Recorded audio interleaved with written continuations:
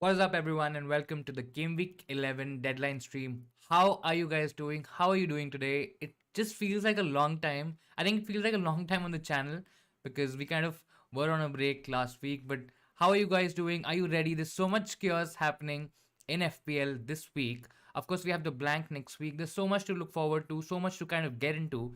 I think it's been a difficult transition for me to kind of get into the FPL mode now. So much is happening.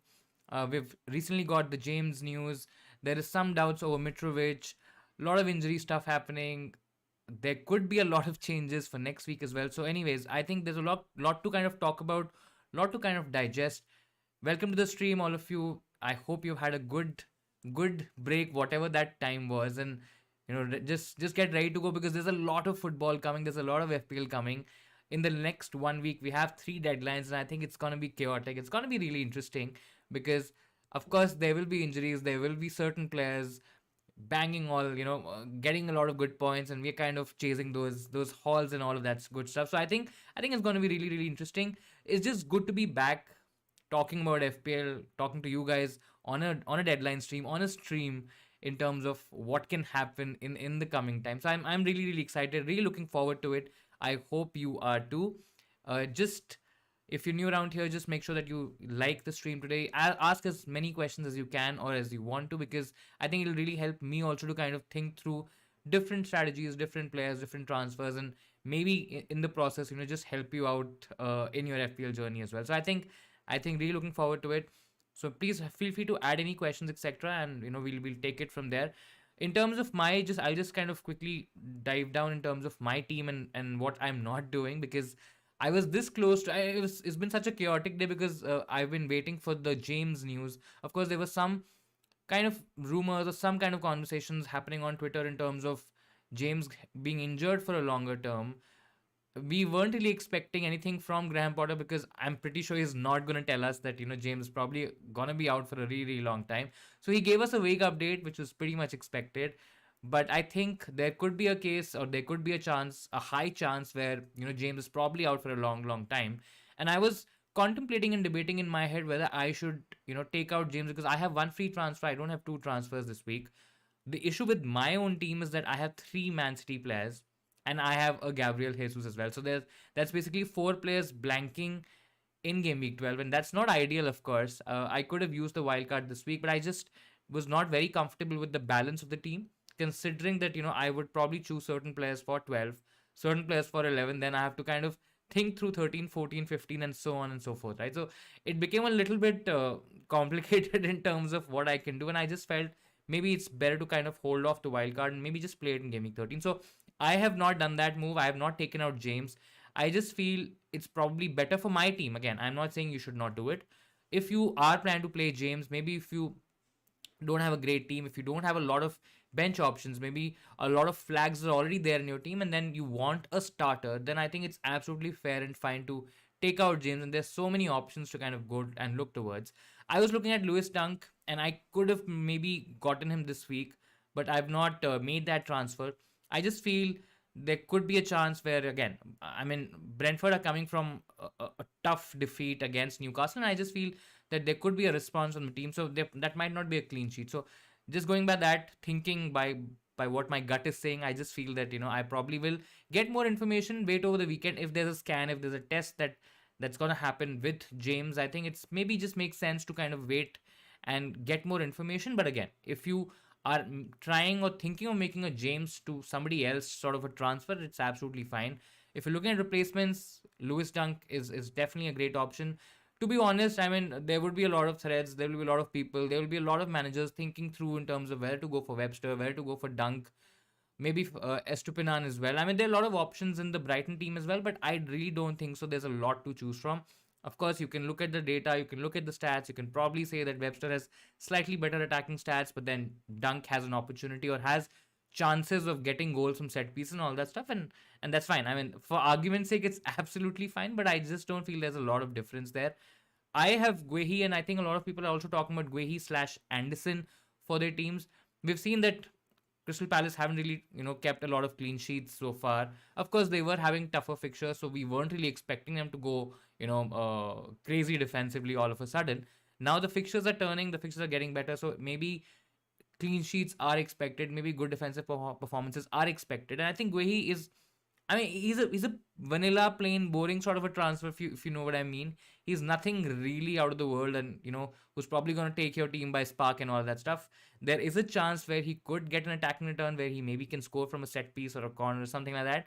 But how often does that really happen, right? So that's absolutely fine. But again, if you're looking for a slightly more attacking option from the Palace team, I mean, Anderson is also there. He's not a part of a lot of conversations because I think he's 0.2 million more than Guehi, and I think a lot of people are just kind of thinking, just let's just save that money, and maybe that might be really important for you to get towards a certain player which you might not be able to afford with an Anderson. So I think that's the thinking with an Anderson or a Guehi, but I think both of them are really good options as well.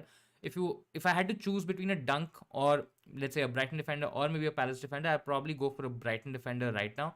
The fixtures are better. I just feel the fixtures are slightly better this week and next week as well. Next week is Forest, so I mean any of these Brighton defenders can get an attacking return as well, right? So going by that logic, I think maybe a Brighton defender is sort of preferred here.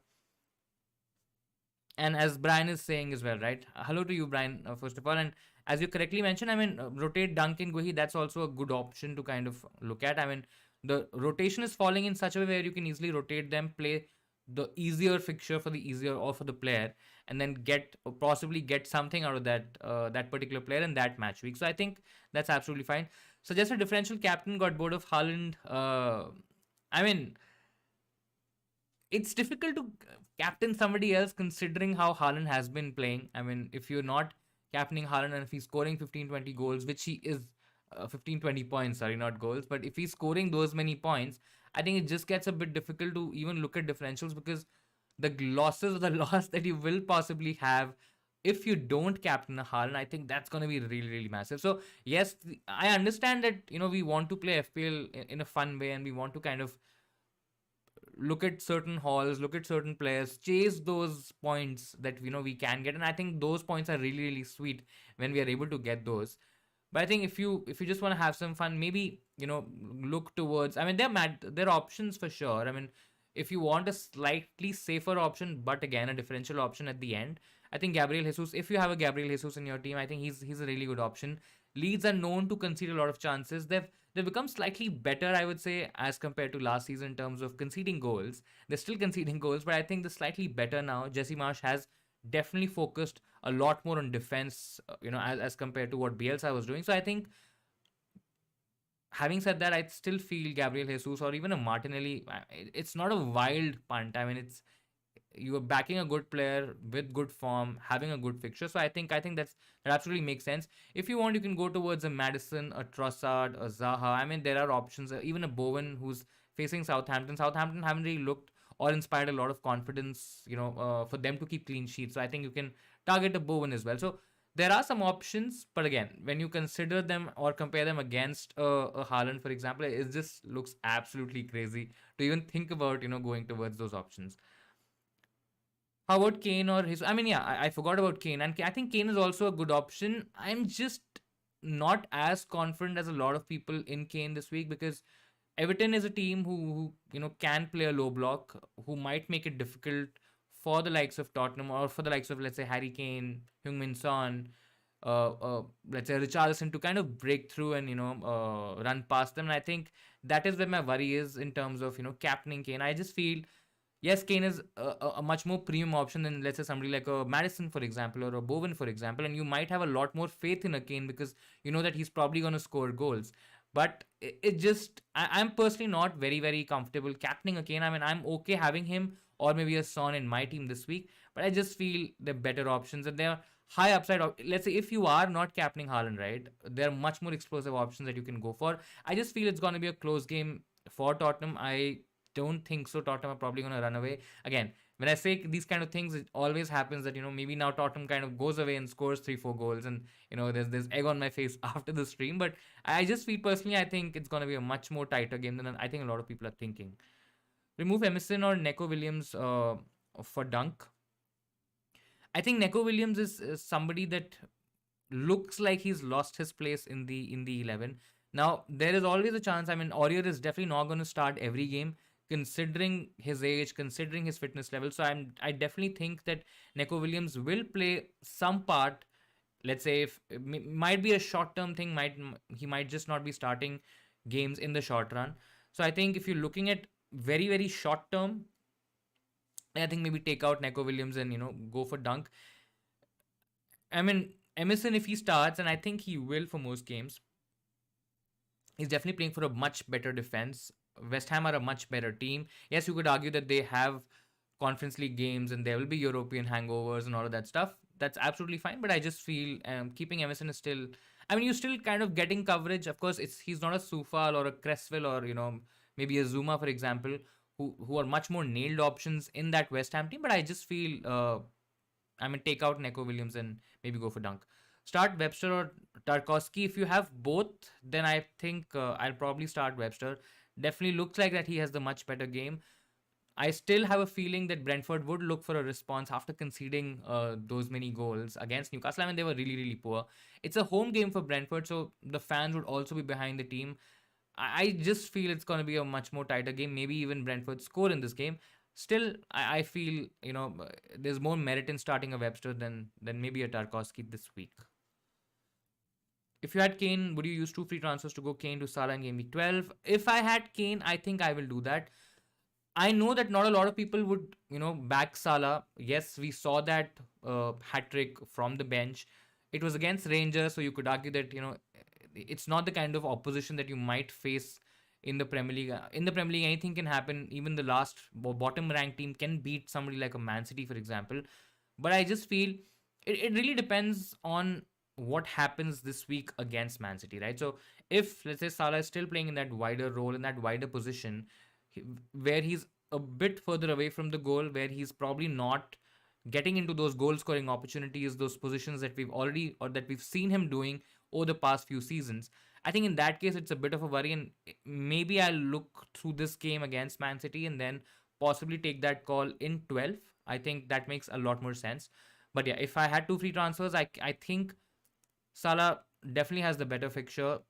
He could. I mean, yes, Liverpool has struggled. I mean, we've seen that Liverpool have struggled in the Premier League to get results, to get victories, but they're still scoring goals, right? We shouldn't forget that they aren't scoring goals, or they aren't really a good team from an attacking sense. They're still having good attacking numbers, and I think Salah, if he plays in that central role, if he plays in that different role, in a slightly different structure that Klopp tried, and if that really works out, I think Salah is he could be a great option still. So I think if I had two free transfers, and if I see something, or if I see enough from that Man City game against Salah, even if he blanks, right? But I just need to see that performance, and if that really happens, I think I would personally make that move.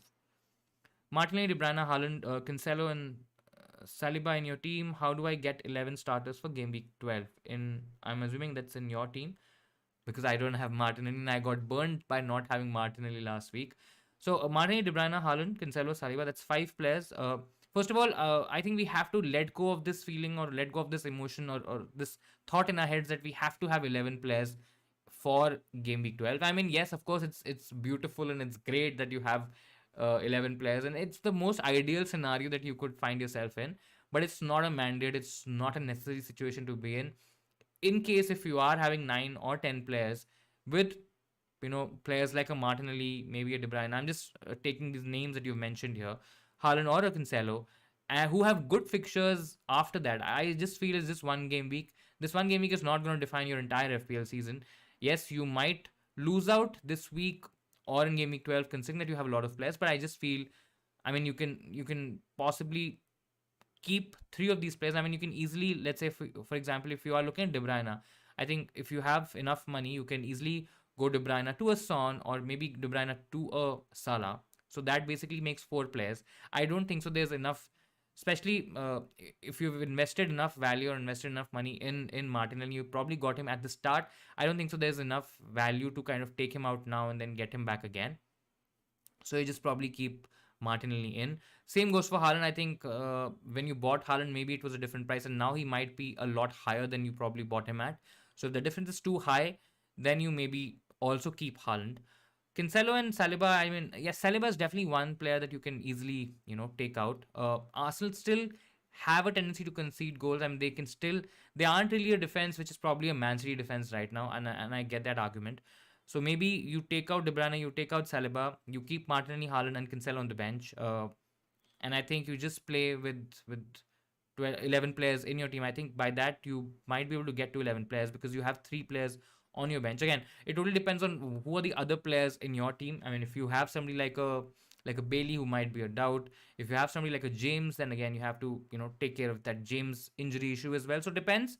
But again, if everything else is fine and your bench players are absolutely fine, then that's probably the set of players you let go. You let go of De Bruyne and Saliba, and then you hold Martinelli, Haaland, and Cancelo, and at least get towards the playing 11. And even if it's not, you don't have to worry. A lot of people would take hits to get to 11 players because a lot of people would have 5 or 6 players in their teams and they would take -8s, -12s, etc. Get all of those players out and then probably get them back again. So you're already ahead of that curve by not making these switches, by not taking those hits. And I think that's absolutely fine. I was thinking Perisic, but Conte is. I mean, Perisic, yes, he could be a good option, but with Perisic, Sessegnon, Doherty, I mean, all these fullbacks, wingbacks options, which where Conte could rotate. I mean, there are a lot of options where Conte could go, right? So it's very difficult to pick point and nail on one option and say that Perisic is gonna absolutely start every game. I don't think so. That's gonna happen. So you're taking a risk already by going for a Spurs wingback. Now you might get lucky by getting the right player, but there are equal chances of getting unlucky as well and getting that absolutely wrong as well. So you definitely take a huge risk, and that's why I'm not a huge fan. Or probably if I'm going for somebody, I might just go for Doherty because we know that he said a lot of things about Doherty in the press. In the next game, Doherty started that game, and now he's talking about Spence as well. So it's just becoming a lot more chaotic. I think Doherty is a lot cheaper. I'm not sure about the prices just now, but I think Doherty is definitely cheaper than Perisic. You can maybe save some money. I think there'll be equal amount of risk involved. Spurs, the way they played, the wingbacks always have a good chance of getting good attacking returns. Yes, I'm not comparing a Perisic to a Doherty, for example, in terms of attacking returns, because Perisic is definitely a lot better than a Doherty. When you talk about crossing the ball, when you talk about finishing, goal scoring ability, assist potential, his ability to get something from set piece as well. So there are a lot of outlets to Perisic, but I just feel, I mean, it's probably not worth the risk. James out still. I think he will be out for a long time. Now the conversation here is that whether he's out for a really, really long time, because there were some conversations on Twitter where people were saying that he might be out for the World Cup as well. And now if he's out for the World Cup, looks like he's probably going to miss all these game weeks leading to the World Cup. There might be surgery required to take care of that injury, and I think if that's required, he's definitely not going to play in the Premier League. So, in case if you were planning to play him in your 11, I think there's an easy case to be made here where you can just sell him, get a different player. As I already mentioned, there are a lot of options to go for. You can easily go for different picks in that category, in that price category. You can even downgrade, save some money, invest that money in midfield and attack, because I think big at the back, yes, it was a thing when we started the season where a lot of premium defenders were there: Cancelo, Trent, James, Perisic, maybe even a different defender, maybe double up on the Man City or the Chelsea defense, maybe even go for Arsenal defender, for example. But I just feel there's a lot more value, a lot more options in midfield and forwards where you can, start gaining a lot of points and ranks. And I think looks like the ideal play. But yeah, I think he's gonna be out. I'm possibly gonna make this James move next week. I know it's not ideal. Like probably can do it this week as well. I might be able to get a better bench option. Let's say if I go towards, I might be going towards a Dunk. Let's say if I had to make a transfer by taking out James, I will definitely go for Dunk. And then I have a decision to make whether to play Dunk or Guehi. So let's say if I go for Dunk, then I have a slightly better bench where I have a Guehi, for example, instead of a James, right? So, and I think Guehi is definitely going to start. So, I mean, when you look at the team, it's Neko Williams might not start, but I think he still will come on. So I'm okay. I just want to have some more information. But again, that's my thinking for my team. If you feel that you have to take James out, if you don't have anything else to do, maybe you have two free transfers. I've seen a lot of teams who have two free transfers and they are looking to burn a transfer. In that case, just take out James, get that transfer out of the way, have a player ready for game week 12. If he has a good fixture in 13, 14, maybe even beyond, even better. But yeah, I mean, and I think that's how you should kind of approach that James situation. He's definitely not a priority sell, but I think you can easily sell him and get other options. Salah was playing as a striker. I mean, that's the reason there's a lot of debate in terms of what his position is going to be. If he's playing in a 4-4-2, I mean, he is playing in a striker position, which might not be the case when he plays in in the Premier League. Now that might change as well. That's why I want to give myself that information. If you have Salah, I think there's a lot of merit in holding him. I don't agree with a lot of people saying that Salah should be sold this week. Man City can I mean Man City defense can still be breached and it can still be broke. I mean Liverpool can still score a goal or two even against a tighter Man City defense. So I want to see that for one more week, get more information, and maybe take a call because it's a very easy switch, right? I mean, I have KDB, maybe you have KDB as well, maybe we have a Son as well, for example. That switch is very easy, and not a lot of people would have that confidence. Let's say if Salah maybe scores a couple of goals, I think then his number of transfers or his ownership is going to be really, really high because he's playing West Ham. I mean, let's not even compare the West Ham defense with the Man City defense. I mean, that's not a fair comparison to be very honest. But yeah, I mean, let's see. I keeping that option open still. Will City keep a clean sheet at Anfield? Not very confident to be very very honest. I think Liverpool will score. How many? I just feel it's going to be a high scoring game. Because if there's one or two goals scored in the first 12 minutes, 15 minutes, I think we could see like a 3-3 sort of a game. I don't think it's going to be a very tight game considering that Liverpool is not great at defending at the moment. There are a few injuries. Van Dijk is not in form. Their midfield is struggling as well. So a lot of issues, and I think it's probably going to be a high scoring game. It's not going to be a clean sheet for Man City. Start Mitrovic or Andres Pereira. I think Mitrovic is definitely looking like he's not going to start this week. I think because of that reason, I just feel starting Pereira makes a lot more sense because number one, Pereira is fit. Number two, Pereira will probably play, if not 90 minutes, maybe he's going to play around 70-75 minutes. Number three, Andres Pereira tends to play a lot better when Mitrovic is not playing, right? Because he's involved in set pieces as well. He's playing a lot closer to goal. There's a lot of onus on him to, do the attacking bit when Mitrovic is not playing because Mitrovic is the main man for Fulham, and when he plays, I think, of course, there's a lot on him to kind of spearhead the Fulham attack. So I think a Mitrovic bench appearance versus an Andres Pereira starting this week and having the potential to even get some decent points. Lately, we've seen that Bournemouth aren't really a very easy defense to break because they are shutting shop. They are playing a lot deeper. They are making it difficult for other teams or visiting teams, or maybe let's say if it's an away game, for example, they are making it difficult for teams to break them down. And I think for that reason, it's not going to be an easy game. But I just feel Pereira looks like he has more potential, especially when we know that Mitrovic is a doubt. There could be a chance that Mitrovic doesn't even feature in the team. I mean, it's absolutely possible. And because of that reason, I think if it's a conversation between both, I like Pereira's chances more this week. Got James early for Trent. I know a lot of people did that, and it just feels very very unlucky. Should I transfer out again for a -4, or should I go with my bench option for James that are Trippier? I mean, Trippier and Neco Williams are good options. I would still play Trippier, even if it's a tough game against Man United. I just feel the attacking output that a Trippier can provide. I mean, he can give you assists. He can get an odd goal from a free kick. We've seen that freakish thing happening, over and over again. You never know.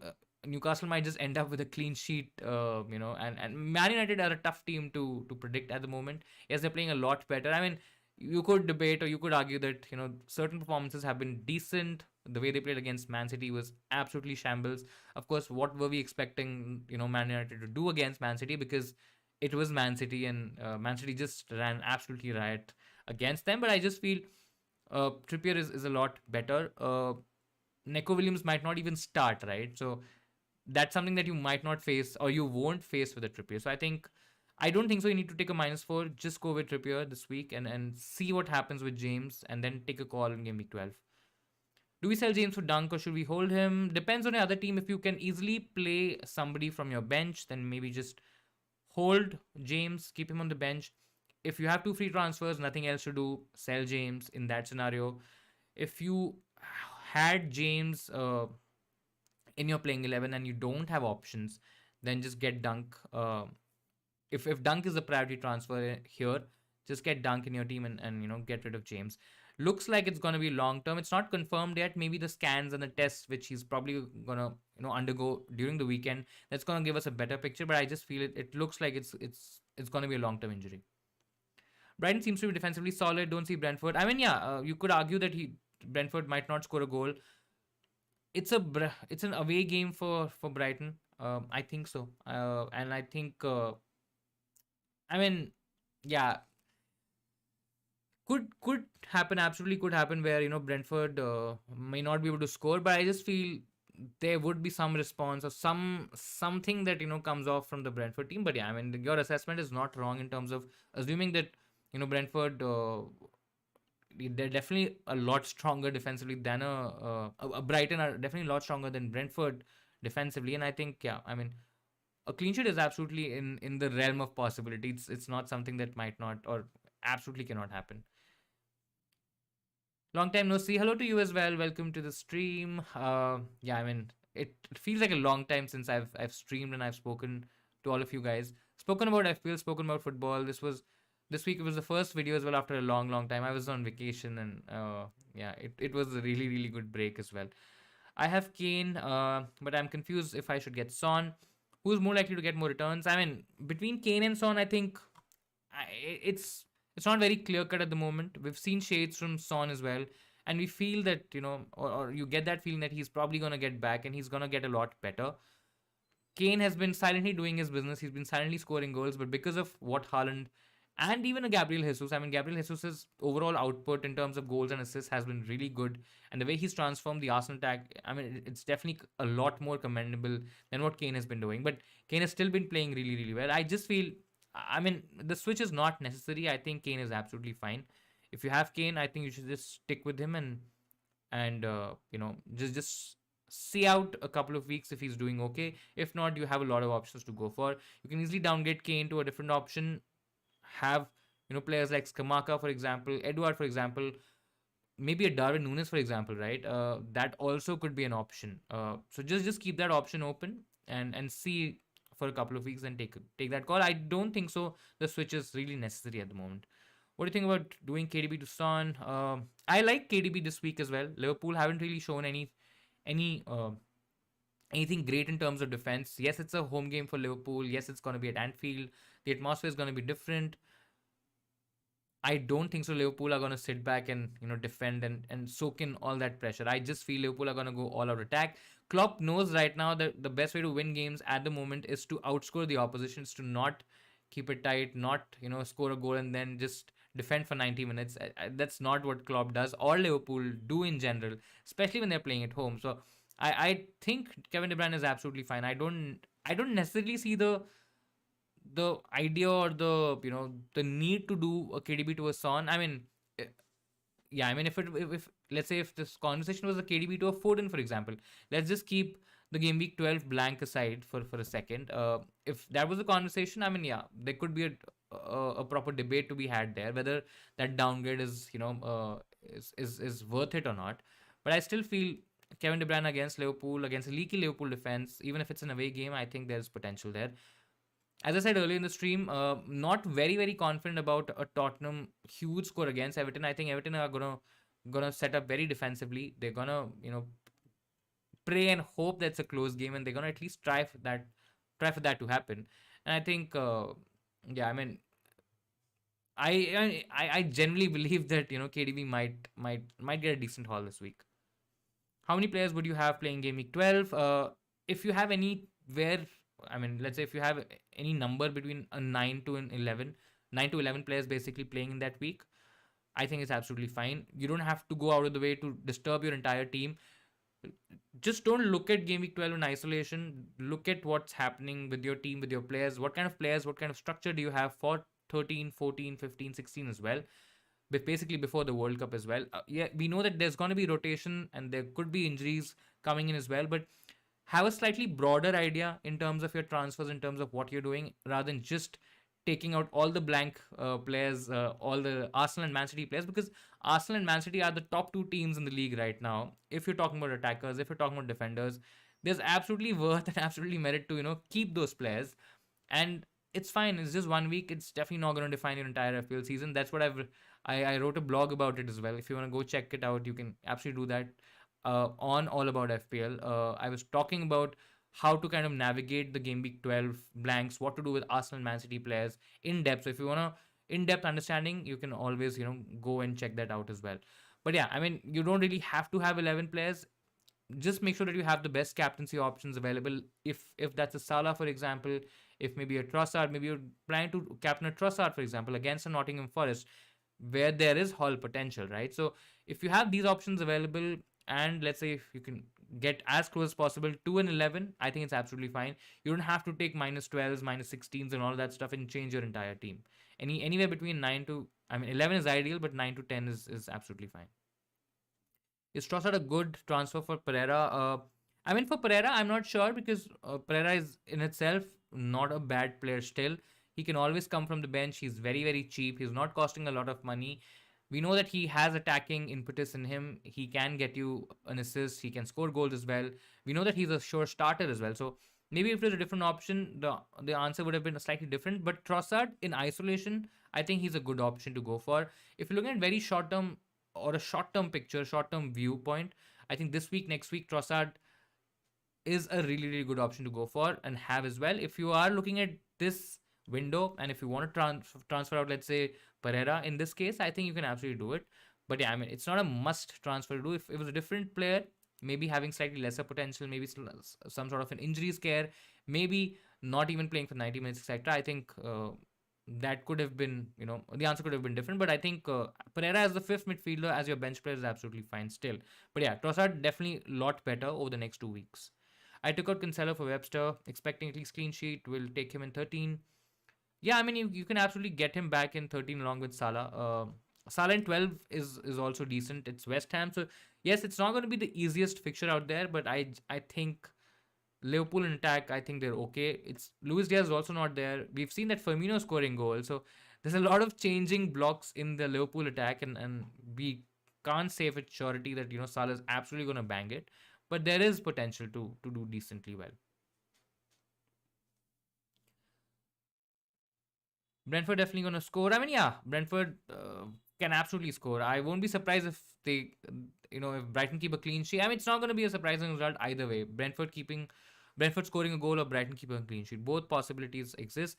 Captain Mount, not confident on Haaland. If you're not confident on Haaland, I think it's okay. I just feel he's still the best captaincy option considering it's Liverpool. It's just not because everybody's captaining Haaland, he's the best option. Absolutely not. That's not a valid argument to make for your captaincy. You have to captain the best option or the best player with the highest potential, or with at least one of the highest potentials every week. And I generally think Haaland against a weaker Liverpool defense, I think there is potential in there. Haaland is also in form, so it's not that you're captaining an out of form player just playing for the best team in the league right now. But yeah, if you're not confident, it's absolutely fine. I'm not gonna sit here and spend a lot of time in convincing you. I mean, there's not an argument to be made here because I generally feel that Haaland is still the best captaincy option. But again, if you are not feeling confident, Mount is a great differential option. I it's just difficult for me to captain Mount at the moment. Yes, the last couple of games he's been really, really good. He's started to get returns and he's started to register goals and assists. But whether that's going to continue, I mean, I can still say that with a bit of certainty for a Haaland because he's been in great form. Mount definitely has the better fixture. It's Villa. Villa aren't really a great team in defending, and I think Potter started really brightly. There are chances of Mount getting a decent haul. But again, with Mount, that's always been my problem that he's not consistent enough. I cannot say with absolute surety that he's gonna you know get you a good haul or a great haul, even if even if the fixture is easy or great for a particular week. So that's my worry. The consistency is my worry with Mount, and that's what kind of makes me think that maybe somebody like a Madison or a Trossard, maybe a Zaha. I know these are all punts at the end of the day, but again, if you want to go safer, etc., then a Gabriel Jesus is also an option.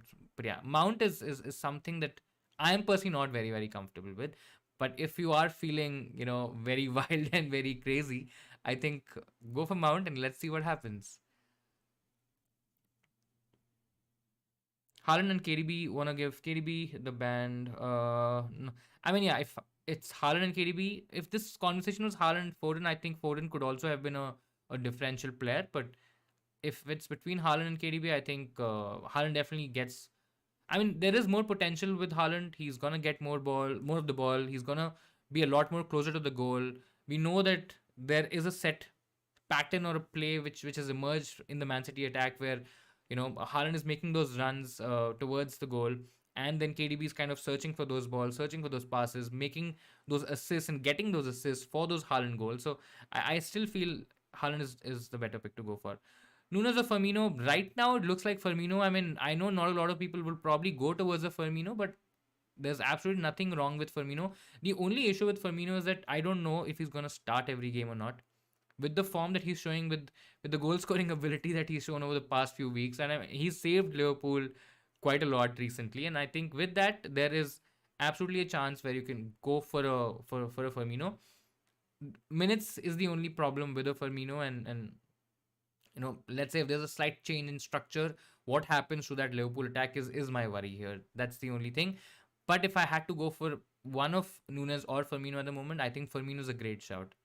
Start Martial or Pereira. I will start Pereira. I mean, Newcastle, yes, they do concede chances, but they kind of always manage to, keep clean sheets or keep it tight at the back. United, I'm still not confident yet, and I think Pereira is definitely the better fixture. Good to see you back as well, Varun. Thank you so much. You have Pickford, Ward, Trippier, Cancelo, James, Dallo, Neco Williams, Martinelli, Zaha, Madison, Salah, Andres Pereira, Tony, Haaland, Mitrovic, James to Guehi, absolutely fine. Salah keep a transfer out. I will definitely keep Salah. I mean, this is probably. I mean, Salah is somebody who's not a buy nor a sell this week. If you have him, you keep him. If you got him for a reason. Have that faith in Salah. I mean, he can definitely get something from that Man City game as well, and just see out what happens, and then probably see out next week as well. I mean, he's probably going to be one of the most captained options next week because not everybody has the heart to captain a Trossard, to captain a Madison, to captain a Zaha, etc. So I think Salah is absolutely fine. Have two free transfers: Pope, Ward, Cancelo, James, Trippier, Fofana. I mean, Fofana is somebody. Fofana and James are flags already. Then there's KDB, Martinelli, Madison, Zaha, Pereira, Haaland, Mitrovic. Mitrovic is another one who might not feature this week, but might be okay for. If you have I'm not sure whether you have the wildcard available, but if you have the wildcard available, this might be a great time to use it. If let's say you don't have the wildcard available, then so you have Cancelo this week. Let's go week by week. This week you have Cancelo, Trippier, Neco Williams. I'm not too sure, but let's assume that he's starting or he's at least getting you a point or so. So he's maybe okay. James Fofana is somebody that is that combination that I'll definitely. I mean, at least one of them, if not both, has to be taken out this week. You have two free transfers to absolutely do it. Next week it's and this week you can get Kevin De Bruyne, Martinelli, Madison, Zaha, and you can even play Pereira. So basically, you'll play a 3-5-2 with the Cancelo, Trippier, and Neco Williams. Five, all of your midfielders. In two, you have Haaland and Tony. Mitrovic is a doubt. You can keep him on the bench. That's absolutely fine. Keep Mitrovic next week. I think he's going to be back, and I think he's okay. Uh, and in terms of your two transfers, I think you can easily take out. I mean, you can take both of them out as well. James and Fofana. You'll have two defenders in. You can play Trippier and those two defenders, and then Neco Williams. So that's basically four players. KDB Martinelli is probably not going to be, of course, not going to be an option in game week 12. So you'll have Madison, Zaha, and Perez. So you have three in midfield, and then you have Mitrovic and Tony. That will, I think, still give you about 9 or 10 players, and then that's absolutely fine. I mean, you can, if you want, you can take out. I still feel you don't need to take out anyone. I mean, KDB to Salah is one option that you can get or go towards to get an additional transfer or an additional player for game week 12, and I think that should help you with your team. But yeah, if you want to sort this out, and if you have a wild card, I think that's just makes things a lot more easier. Kepa or Sa game week 11. I think Kepa is fine this week. I think fixture's good. Villa, I mean, they're okay in terms of attack, but I think I mean, Wolves can absolutely keep a clean sheet as well, but I think Kepa for game week 11 looks okay. Doesn't look like a bad option. Dunk or Webster, not much to choose from. A lot of people are saying that Dunk is more nailed. I probably will go by that word. Webster is slightly better attacking stats, but it's not that. It's really, really, very different. Let's not kid ourselves in believing that Webster is a far better pick than a Dunk at the moment. And I think it's a coin toss, and both of them are decent options. I mean, Dunk is 4.6, Webster is 4.5. So if you, I mean, it's not even much money, right? So I think, I mean, I'll probably go with Dunk. I have more faith in Dunk for some reason, and I think it's fine. Start Neko, Dallo. I'll still start Dallo. I think against Newcastle as well. Could be a tricky game, but I think there are always a chance where United maybe keep it tight. Dallo maybe get something. I mean, expecting an attacking return from Dallo is really wishful thinking, but I think Dallo is somebody who's definitely going to start. That's what I think. So I think you can start Dallo. Gotta bring in Lucas Digne, captain him, good old FPL asset. I mean, yeah. Uh, oh my god, the troll that this poor footballer receives, I mean, it's just absolutely crazy and funny. But yeah, I mean, not gonna do it, not even in my sleep. Uh, Dunk or Doherty for the next two. Dunk definitely safer, definitely more nailed. Doherty has higher upside, so it depends on the amount of risk that you want to take. If let's say you're okay taking a bit of a risk, but you also accept the fact that there might be a benching for a Doherty and you might lose out on points, then Doherty has definitely higher upside. But if you want a slightly safer option with decent fixtures, I mean Dunk has good fixtures over the next two, then I think you should go Dunk. My thinking here would definitely be Dunk because I just feel he's a lot more nailed, and you will be getting two proper fixtures from him, and I think that's absolutely fine. Triple up for City, Cancelo, Haaland, Foden, and Arsenal, Jesus, Martin, Odegaard. Game week 13. I mean, yeah, you can absolutely do that. Game week 13 onwards, both the teams have good fixtures, and they are the best top two teams at the moment. So if you look at Arsenal, it's Southampton, Forest, Chelsea, and then Wolves before they go for the World Cup. And then Man City also has good games. It's Brighton, Leicester, Fulham, Brentford. So I mean, yeah, absolutely, you can get those six players in. And I mean, if I'm talking about an Arsenal option, Gabriel Jesus, Martinelli, I'm okay keeping a defender as well. Maybe one of Saliba, maybe White. There are options. If you can get towards the Saka, I know that's a lot of money, but if you can get towards the Saka, I think Saka would also could be a slightly better option than Odegaard. I understand why you would want to go for an Odegaard, but I think Saka is definitely the better option here. Barnes to Zaha, James to Perisic. What do you think about these transfers, or do you have any ideas for me? Um, Barnes to Zaha, I think it's fine. I mean, Barnes is still okay. Yes, Madison has been the better option and the right lesser option to go for. But I think Barnes to Zaha, I mean, that James to Perisic is something. James out definitely makes more sense. Whether it's Perisic, again, he'll come with some amount of risk. So if you are okay taking that risk, you go with the Perisic. Otherwise, you go for a Guehi or a Dunk, basically a defender from a Brighton team or a Crystal Palace team having decent fixtures. Uh, so that's probably the James replacement. Barnes to Zaha is again. Zaha, I like Zaha more than I like Barnes for sure. But whether that option or whether that transfer is really, I mean, also depends if you already have a Madison, right? You have not mentioned it here. If you have a Madison, then I think it's an easy switch. A double up on that Leicester attack is also a bit much, and I think that in that case Zaha is fine. If you want to still have a cover of Leicester, I would still kind of suggest you to get a Madison. So I think yeah, Barnes to Zaha, I think it's fine. James to Perisic, I'm a little bit iffy because I'm not really sure about Perisic's minutes. So I'll probably go towards a different option. If I'm taking a risk, I might just go for a Doherty and give it a shot. Otherwise, I'll look at other teams and other options. Got two free transfers: James to Cucurella and Mitrovic to Skamaka. I like both moves.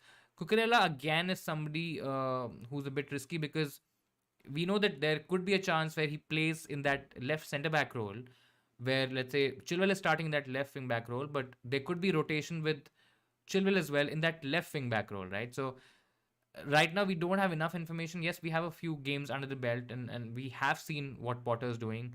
There will be a lot of rotation, absolutely, and that's the reason I'm James Cucurella is something again I'm not very very comfortable with. Mitrovic Kamaka, I think it's a good option or a good transfer to make.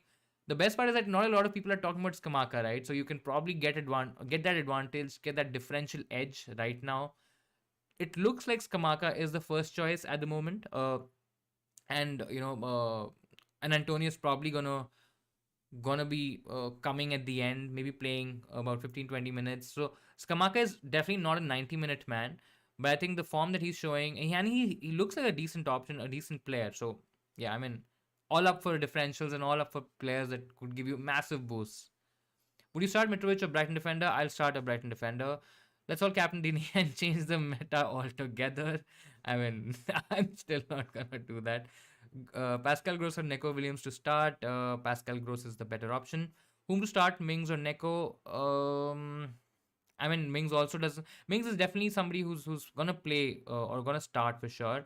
But the fixture is not that easy, so I'll probably start Neko Williams in the hope that he starts. But yeah, I mean, both aren't the best options to go for. But yeah, I mean, if I had to take a risk with somebody, I don't think so. Villa have the capability to keep a clean sheet in this one, and I'm not feeling very confident. So I'll probably start Neko Williams. KDB plus Mitrovic for Trossard or a Mount plus Kane this week, or should I hold both and just bench Mitrovic? I like the upside of Kane and Trossard's fixtures this week.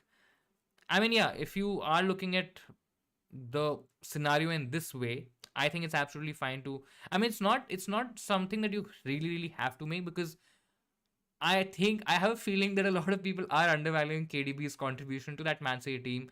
Yes, I understand it's Liverpool, and you anyways probably were trying to get rid of a KDB, for example, next week. So maybe make that move a week earlier. And yeah, I mean, Mitrovic is a doubt this week, so he might not. He at max, I have a feeling that he might get a bench appearance. I don't think so. He starts this week, and you can easily chase the upside with a Trossard, because Trossard really has good fixtures. So why not? I think Kane and Trossard both look really good, and considering your plan was anyways to keep to take out KDB in the game week 12, you just making that move 1 week earlier. I think it's fine. Back after so long, yeah, feels like a long time. I mean, I was seeing the last videos that I did on the YouTube channel. It was, I think, 12 or 13 days ago. So it feels like a really long time. But yeah, happy to be back. Happy to be chatting with all of you guys and already having a lot of fun. Taking Chelsea defense is safe? No, I don't think so. I don't think so. It's safe at all. Um, I mean, if I had to take a I mean, not a defender, but if I had to take a Chelsea defensive option, I think Kepa is somebody and I can't even believe I'm saying this, but I think Kepa is probably the most safest option right now in that Chelsea defense. There will be a lot of rotation. You can't say that Koulibaly is, nailed, and Aspilicueta is nailed. Can't really say that for somebody like a Chilwell or a Cucurella as well. So it's not safe. It might not be the ideal play as well, because Chelsea has Brentford, again, an okay fixture, Man United, Brighton, Arsenal, Newcastle. So they're not easy fixtures from a defensive point of view. There absolutely are chances where Chelsea can concede in those games. So it's not safe. You're probably dealing with a lot of rotation, which is again very risky as well. We like to think we own Dean, but actually Dean owns us. I mean, yeah, it's just been one of those players, right? Whenever you get him, he just ends up trolling you, and yeah, I mean, he is a part of a lot of banter that happens online, and sometimes I just feel it's just sad. Paulo Keefe says Doherty starting the next two. That's what I feel as well. He's probably gonna get the nod over the next two, and that's why I like him as a punt. If I'm anyways taking a punt on a Spurs defensive option, because see, let's be honest, Spurs is not a team who we think are gonna keep clean sheets. Because if that was the case, I would have probably just gone for somebody like a Dyer, for example, who's definitely a lot more nailed. But we are targeting these Spurs options because of the attacking upside that they can get. We still haven't seen that enough from a Perisic, I would say. But yeah, I mean, Doherty has done decently in bits, and I think for the next couple of weeks could be a decent punt, but comes with a lot of risk. So if you're okay taking that risk, you can absolutely think of replacing James with a Doherty as well. And also Gross to start. I'll probably start Pereira. Excuse me. Best Fofana and James replacement. So James I've already mentioned. Riskier is somebody like a Chilwell, for example, or maybe a Doherty if you want to save some money. Fofana, I think, is 4 point. I'm not sure. Let me just quickly check. 4.4, 4.5, something like that. 4.4, right? So I mean, depends on what uh Yeah, totally depends on what amount of money that you would have, considering that you would be making that James switch as well. But I think, yeah, I mean there are a lot of options to go for. There is Dunk, there is Quehi. If you want to take a chance with the Wolves defender, I probably am not in too much support of a Wolves defender at the moment. But I think, yeah, I think a Crystal Palace defender, maybe a Brighton defender are the options to kind of look at if I'm looking at a replacement for Fofana with uh, and this is assuming that you have somebody like a Trippier already in your team, because if you don't have Trippier, I think he's the one that you should absolutely go for and absolutely get in your team on priority, because he has been one of those options which has done really really well, and there's a lot of upside or a lot of attacking potential with the Trippier, right? Because you can get assists, you can get goals, you can get clean sheets if Newcastle manage to keep one. So I think there are a lot of outlets to his points potential. Mount or Saka or Anthony. I mean, it depends on your plan for Game Week 12 as well. If Game Week 12 is not a problem, I think Saka is absolutely fine. But yeah, I mean, if you're looking at an option, if you're looking at a differential option, I think Mount stands out of the three. Anthony is also a great option to go for. Again, I don't see a lot of people talking about Man United assets, which is absolutely fine, by the way. I mean, but I think Anthony started the season well for Man United. Looks like the informed player for Manchester United. And isn't that price point where you can easily switch to a different option as well? So I think it's between Anthony and Mount for me, and I think Mount is just a lot more known. But yeah, I mean, if you're playing FPL for vibes and you just want to have some fun, I mean, a punt on Anthony might not be the worst call that you'll take. So, could you rank Bowen, Trossard, Mount? If I had to rank all three, I think it'll be Bowen. It'll be. I mean, if you it depends on what window that you're looking at. If you're looking at a slightly long-term window, I think. Let's just quickly see Bowen's fixtures as well, because I know that Trossard has really good next two fixtures. Post that, it becomes a little difficult because it's then Man City, Chelsea, right? So if you're looking at the next two game weeks, I think it's basically Trossard, Bowen, Mount. If you're looking at a slightly long term option or slightly long term picture, then I think it's possibly going to be Bowen, Trossard, and Mount. I still feel Mount is the third in that category. Considering that we've not seen enough from Mount, yes, the last couple of game weeks he's done well, but I mean, still not entirely sold there. I don't think so. There's a lot of rotation when it comes to Mount, but yeah, Chelsea has a very deep squad, and because of how quickly the games are coming on now, I mean, there are chances that Mount could also get some minutes off, maybe an odd rest here and there. So yeah, depends on if it's short term, long term. Short term, it's Trossard number one. Slightly long term, it's Bowen, who's the first pick. Dunk or Webster for the next two. Again, as I said earlier, not really a lot to choose between both. I mean, they're good options in their own right, and it's nothing that you will probably miss out if you choose the other one. So not not much to choose between. I think Dunk looks to me he's the more nailed option, but yeah, I think you can yeah, you can easily go for somebody like a Dunk here.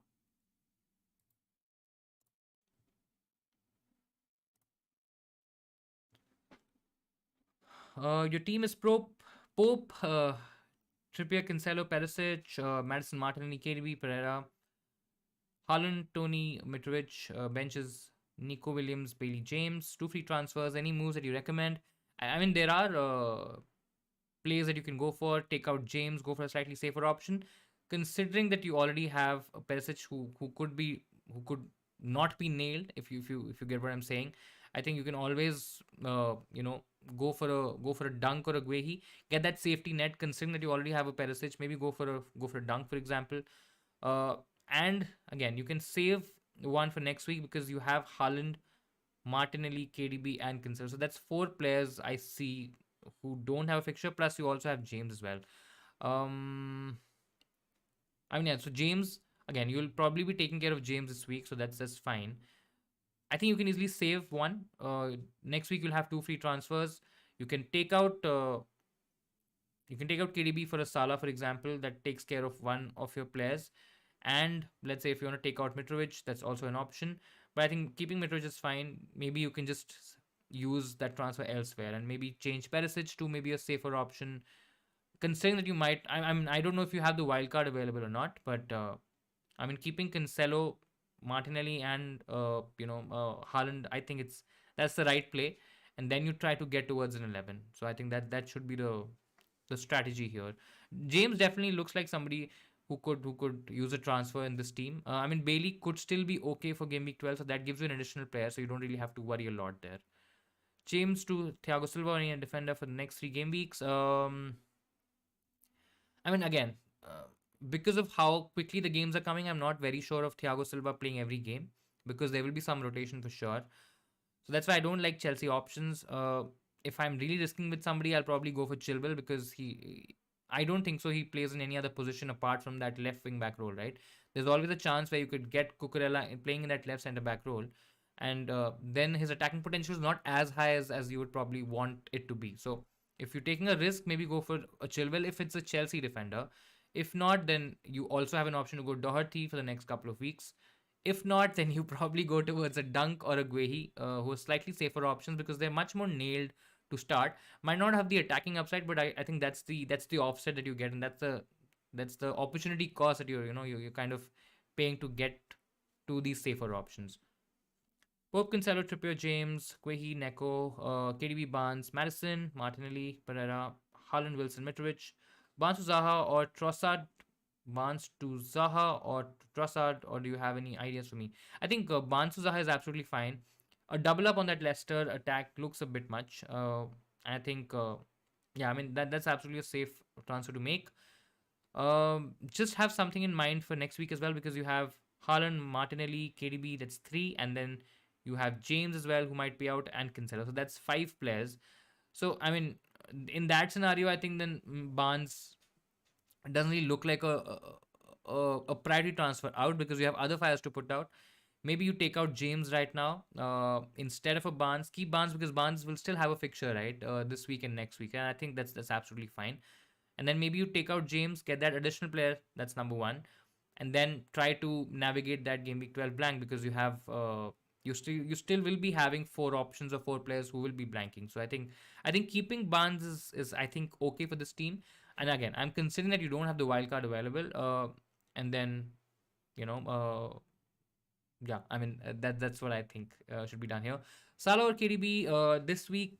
Uh, Again, if you already have Salah, I'm not sure what player you have already have in your team. But if you're asking at an option, a standard option for this week, I think it's definitely KDB because he's definitely the informed player. Salah has the ability to explode, absolutely, but again, we still don't know what or how much of that is going to happen. So there are a lot of unknowns involved when we talk about Salah, when we talk about Liverpool, because it also kind of depends on the structure of the Liverpool team in terms of their attack. If Salah is probably going to play away from the goal and he's not in a central position, he's not getting into goal scoring opportunities, then I think KDB is the better option. But then KDB is blanking next week, so that's the thing. This week KDB definitely looks like the better option. Is Cucurella a good replacement for James? Minutes risk. There could be a chance where he shares minutes with Chilwell as well. If he's not playing in that left centre back role, I mean, he definitely will share minutes with Chilwell. I think that's the reason I'm not a huge fan of Cucurella. If you had Kane, would you captain him? Differential option for sure, but I just feel if I had Jesus as well, I don't think so. You will have Jesus because you have maybe Kane and maybe Haaland, for example. But yeah, I mean, if you're not going Haaland, Kane is the decent option to go for. Still not. I'm personally not very convinced with Kane because I still feel it's going to be a tighter game. But if you're not going Haaland and if you don't have Jesus, then maybe Kane is the better option to go for. I can always say that maybe a Zaha or a Madison or maybe a Bowen as well. All three have decent fixtures this weekend. They all in their own rights have potential to go big, right? But again, if you are looking to captain a premium player, a much more known quantity, then I think Kane is the one for you. Salah to KDB this week, and then get Foden in after their blank. No, I don't think so. I would do that. I think holding Salah, if you have Salah right now, I think there's enough sense or there's enough value in keeping Salah this week, next week as well, because KDB is blanking next week. And then maybe if you don't see enough from Salah for the next 2 weeks, and then you can get Foden. That's an easy downgrade to make. I need a James replacement. I already have Trippier. If you have Trippier and if you don't want to take any risks, then maybe go for a Dunk or a Guehi. Both are good options. I slightly prefer Dunk over Guehi. If you are looking to take a bit of a risk, then you have Doherty as well, who again is a minutes risk with somebody like Chilwell as well. For example, if you are looking at differentials, I think those are the two options to go for. Uh, and yeah, that's what you do if you want to replace Reece James. Should I just get another Chelsea defender? I mean, I've mentioned this already, I think a couple of times. Chelsea's defense, there will be a lot of rotation in there, and it's just difficult to nail one defender right now. Considering that we have a game in a couple of days, we have another game in a couple of days, then we have another deadline, on a Saturday. So it's basically three games in a space of a week, right? So I personally don't expect any center back or any defender to play all 90 minutes in all three. So that's my worry there. Good evening to you as well. James Justin is a good move this week, replacing Emerson. I mean, if you, again, depending on how much money you have, if you have enough money, I would still go towards a Dunk or a Guehi, for example. I mean, the problem with James Justin is that there could be potential attacking upside with him. There are chances. I mean, Leicester still looks like an okay team when we talk about their attack, but the defense is the main issue for me. I don't think so. They will keep enough clean sheets, and that's my worry because James Justin, yes, there is attacking potential with Justin, but that clean sheet potential is also a huge part of any defender, right? And I don't see that potential with the James Justin. So personally, I don't like replacing Emerson with a Justin. But again, if you're short of how much is Justin, let's just quickly see. I'm not even sure how much he is. So Justin's 4.3, right? So if you have enough money, maybe go towards a Guehi or a Dunk. If you don't, then I think Justin is okay in that 4.3 price category. Let's see if we have any other options.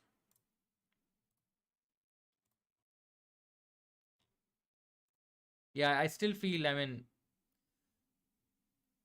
so I won't go towards an 8 Nuri, for example. There is minutes risk there. Gohi is also 4.3. So, I mean, I didn't know that. In fact, I thought it's 4.4. So he could be the slightly safer option. I still trust the Palace defense a lot more than I trust Justin. But yeah, I understand why you would want to go for him because of the attacking upside, which a Gohi might not give you. But I still don't like the idea of Justin, to be very honest. Start Almiron or Pereira. I'll start Pereira. Perisic for James. Risky. Minutes risk. If you want to take that risk, take that chance, absolutely go for that. But yeah, I mean, if you're going for a Perisic, might as well go do a Doherty, right? Might just save you some money. You can invest that money elsewhere. It's not that Perisic is all. I mean, Perisic, yes, he's shown in shades that he can really, really do well. But I personally don't think so. He's gonna start all games, or at least the next 2 or 3 games, and play majority minutes. I mean, there will be rotation there as well. So might as well just take a chance with Doherty. He might just end up playing 90. I have Sufal as bench defender. Should I replace him? Last 2 game weeks he hasn't started. If you don't have any other moves to make, might as well take him out for a different defender. Sufal is also 4.4 if I'm not wrong. 4.4, yes. Yeah, I mean, if there's nothing else to do, absolutely go for it and change him to a different defender. Sterling to Son, and again, if he's a playing option for you, and if you want that optionality to play this particular player, then yeah, I think you can easily change Sufal to a different defender. Sterling to Son for a -4. I think I'm okay holding Sterling considering the fixtures. I think there is potential for Sterling to do well. There will be rotation. There will be subs to be made where Sterling might not give you the entire 90-minute quota, but I think Sterling is an okay hold. He's a differential as well. So for a hit, maybe not. I'm a West Ham fan. Don't get Sufal, Johnson. I mean, yeah, there are replacements that you can possibly look at and go towards. So that's fine. Should I go for Dunk or Dallo?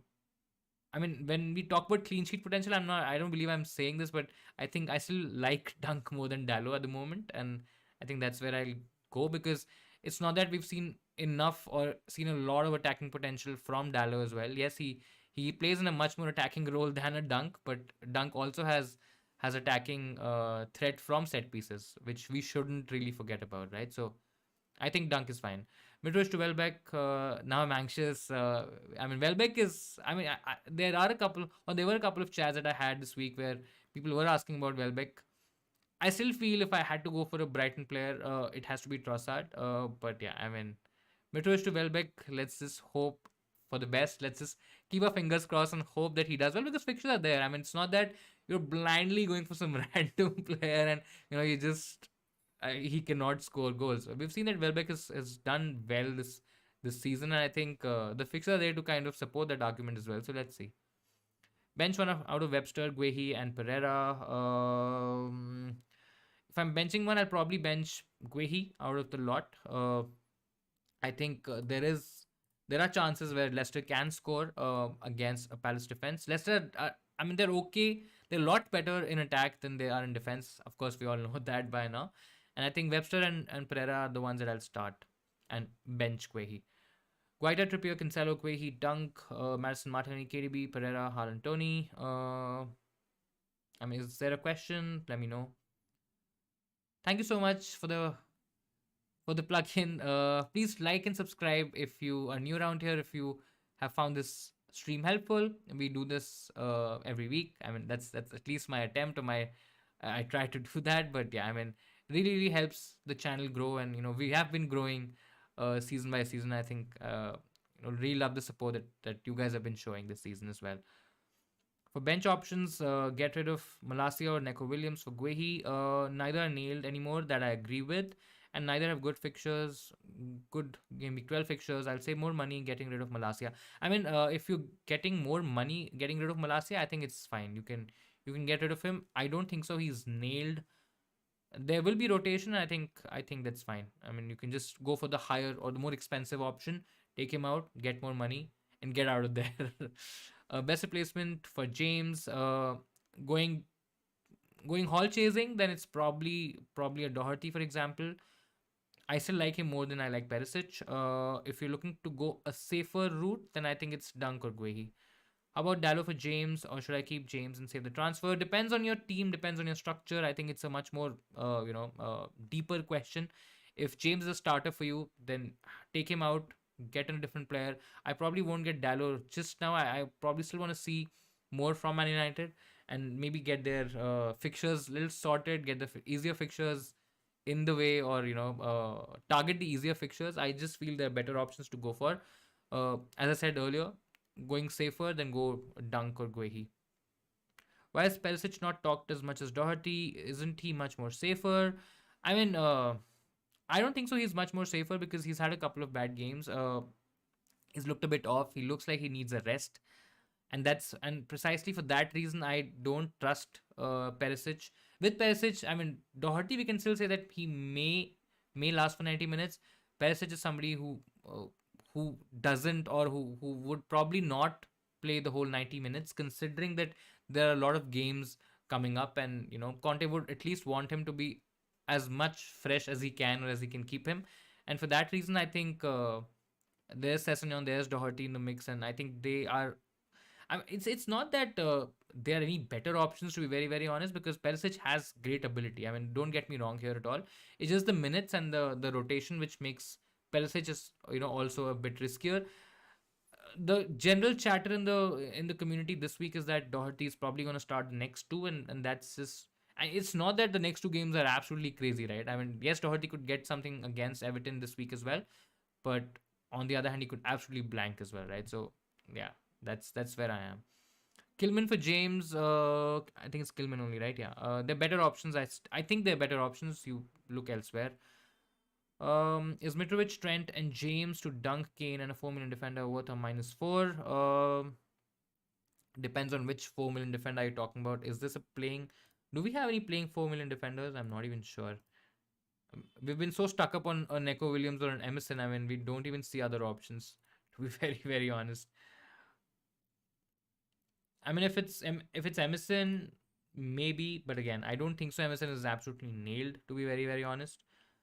But yeah, it depends on what option you're talking about, and if you are planning to get play this player in your team, then I think the conversation slightly changes. If not, I think taking out Mitrovic. Mitrovic is somebody who's probably not going to give you minutes this week, maybe a bench appearance, but I think there are chances that he can start the next game week 12. So you'll have to probably be a little bit careful about that. Trent and James, definitely, I think you can, you know, I mean, James, I think if he's injured long term, you take him out. Trent again, I don't think so. It's a long term injury. I think it's okay. Again, depends on if you're playing that 4 million option or not. If not, I think for a -4, I think it's okay. Use one free transfer for Welbeck. Next week it's KDB to Trossard. Looks really good. Hello Alfredo. Hello to you. Perisic or Doherty for James. I like Doherty more just for the next 2 weeks. It's not that Doherty is a much better option or anything like that. It's just that because of minutes, I feel Doherty might be slightly more nailed or slightly get more minutes than Perisic. That's about it. Saka or Jesus for game week 13 onwards. I like Jesus. Gives you that flexibility, gives you that spot where you can easily move towards other options. Though Saka again has a lot of replacements as well. I still feel Gabriel Jesus is the better option. If this was Martinelli or Jesus, then I think I would have preferred Martinelli. I mean, if I had to rank all these three attackers from Arsenal, I think it's gonna be Martinelli, Jesus, and then Saka. So I like Jesus more than Saka. Best team's replacement for the next 2 game weeks, a Brighton defender, or if you're going risky, then Doherty. Gabriel Jesus has 4 yellows. I think Madison also has 4 yellows, if I'm not wrong. So that's the risk that you take. But I think these players are smart enough to kind of understand that and not get into rash challenges, make rash, tackles, etc. Because these players are pivotal to how the teams or how their teams are playing right now, right? So I don't think so. They will. I mean, yes, they could always be that yellow card, but yeah, I mean, that's just like if that's a consideration, and if you feel that you could get suspended and uh, maybe you're gonna probably miss out on a starter for your team, then maybe go towards a Saka. But I think in isolation, if I look at both the option, I still feel there's more haul or more hauls or more FPL points in a Gabriel Jesus than a Saka. Play your bench Anderson, Ben, me, or Bailey. If I had to play one, I think I'll play Anderson. And if the order of playing or the order of starting, I think it's probably going to be Anderson. I mean Ben Me, yeah. Anderson, Bailey, or Ben Me. I think Bailey could get a sub appearance this week. I already gotten Guehi, Veltman, Trippier, and Cancelo. Who should I go for? James. So you've got a Crystal Palace defender, you've got a Brighton defender. There is Trippier and Cancelo. I mean, you could easily go for a Doherty, maybe take a chance, bit of a punt, see if it works out, and then possibly move to a different option if you want to, or if you're forced to. But I think Doherty is a decent option to go for. When is the next double game week? I don't think so. It's gonna be. It's gonna be. It's definitely not before the World Cup for sure. So yeah, I think there was a conversation around game week 17, immediately after the World Cup. Again, nothing is confirmed yet. Depends on those, on a lot of factors. But right now, nothing is confirmed. Should I transfer out Mitrovic to Welbeck and Welbeck to Jesus from game week 13? Can take a shot at it. I mean, don't really hate it. Um, Zaha plays well. Cancelo is a good defender and very good guy. I mean, yeah, I mean, I don't know about the guy, but because I've not met him, I've not spoken to him. But I mean, he's a bloody good defender and a bloody good player. Um, hey Savio, hello to you. Welcome to the stream after a long time. Yes, even I'm joining the stream after a long time. It's been a couple of weeks. I think the game week 9 stream didn't work because of some internet issues, and then 10 I was away for a vacation, so I didn't I didn't do a stream. But hello to you. Hope your team is all set and you are ready to go for game week 11. Start Perisic or Dunk. I mean, I really want to start Perisic, but because of the fact that I don't think so he's gonna start, but he will get minutes. I still will start Dunk. I think I'll probably keep Perisic on the bench and I'll start Dunk. More nailed has a chance of getting a haul, and yeah, nothing really is wrong with a Dunk pick this week, right? Uh, how many points did you get last game week? Last game week was really bad. Probably the worst game week of my season. Because I didn't have Martinelli, man. I mean, one week I tried to do a little bit. I mean, not really anything different because a lot of people did sell Martinelli. I did get 62 points. My game week rank was really bad. I mean, the worst Not the worst for this season, but it was 4 million. But yeah, 62 points. I think there was a red arrow of about 70,000 ranks. I'm 1 lakh 84, 184,000 in the world. Game week 9, I was 100,000. So that's been the fall. But it was mostly because of the Martinelli haul. If Martinelli would have not hauled that big, I think I was fine. I mean, I was actually feeling pretty good about the game week until Martinelli got that massive haul. So yeah. Is Mitrovic starting? Doesn't look like he's starting. Might get a bench appearance, but I don't think so. He's gonna start this week. Palace got two players in 11. That is amazing.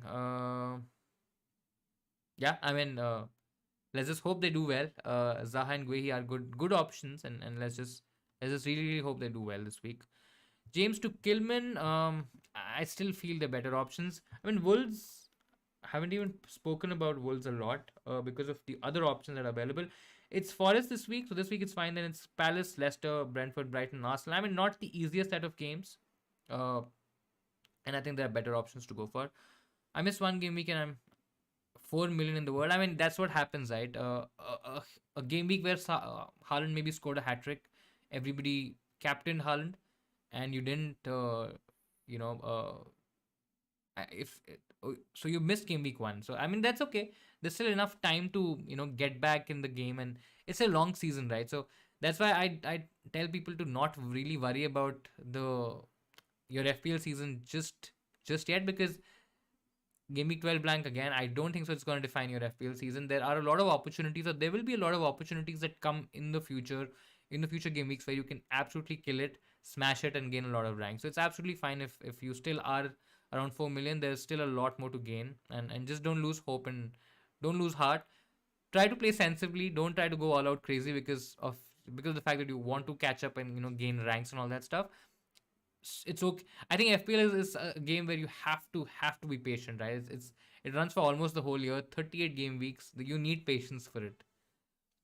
Madrid, Barcelona, or Liverpool versus Man City. Which one is the best match on earth right now? I think I still like the idea of that El Clasico, right? I know it's not Ronaldo versus Messi anymore, but I mean those games are still quite feisty. Sterling captain for game week 12 or Nunes. I think if I'm going for a captaincy among both of these options, I don't mind the idea of going for a Sterling. I know it's an away game for Chelsea. There could be some rotation. I mean, don't get me wrong. There could be absolutely some rotation here. But Sterling captain might not be the bad worst shout. Nunes again, we'll have to see what happens this week, whether he starts or not. What are the inklings or indications for him starting in game week 12? Because if he's a minute's risk, then he isn't a great captaincy option, right? So that's where I'm at. Webster Doherty, considering I have Tony at striker, I mean, if again, it totally depends on if you want to go a bit risky or go a bit safer. If you want to go a bit risky, then I think uh, I think Doherty is a fair shout. If you want to go a bit safer, then probably just get Webster. I think that should be the ideal play. Best replacement for Reece James. Mentioned this already a lot of times. If it's risky, or if you're going for if you're chasing hauls, chasing upside points, etc., then I think you can easily go for a Doherty or a Chilwell, for example. If not, if you want to go safer, then go Dunk, or maybe go towards a Guehi, for example. I mean, those are the options that I like. If you like something else, do let me know in the comments, and we can chat about it. Hey Nigel, hello to you. Welcome to the stream. Hope your team is ready as well. Let's just quickly see Twitter if we have any last minute surprises or anything that I would like to kind of share with you guys. Don't think we have anything. Yeah. I mean, just one game this week as well, right? So, hmm, this tonight. I mean, not this game week, of course. One game happening tonight, so not much to kind of look forward to. Of course, not really a lot of leaks, etc., that are happening tonight. Are you in London right now? No, I'm not in London. I'm in India right now, streaming from India. Stay in India. That's where I am.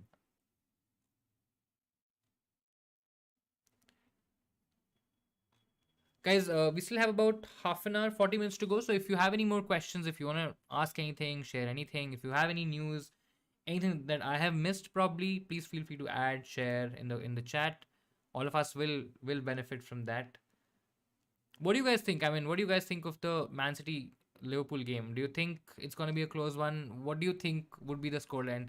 Let's just hear predictions from you guys. What do you think would be the scoreline for this game? Do you think Man City can win, or maybe Liverpool can spring in a surprise? Let's see. Chilwell or Cucurella, it's a risky. I mean, it's a risky proposition for both because I generally feel there could be minutes shared with both or between both, and because of that reason, I'm not very confident on both. But if I had to go for one, I'll probably go with Chilwell, in spite of the fact that Cucurella maybe has slightly more minutes in him, considering that he can also play in that left centre back role. But yeah, I mean, if he's playing in that left centre back role, I don't think so. He anyways has a lot of attacking potential, so we're not really gaining anything or massively anything, right? Uh, where about in India? So I'm in Bangalore and I stay in Bangalore. I've been staying in Bangalore for quite some time, and that's where I talk to you guys from or stream from. So yeah, that's where I'm based out of. India versus Pakistan predictions. Oh, who do you think is going to win though?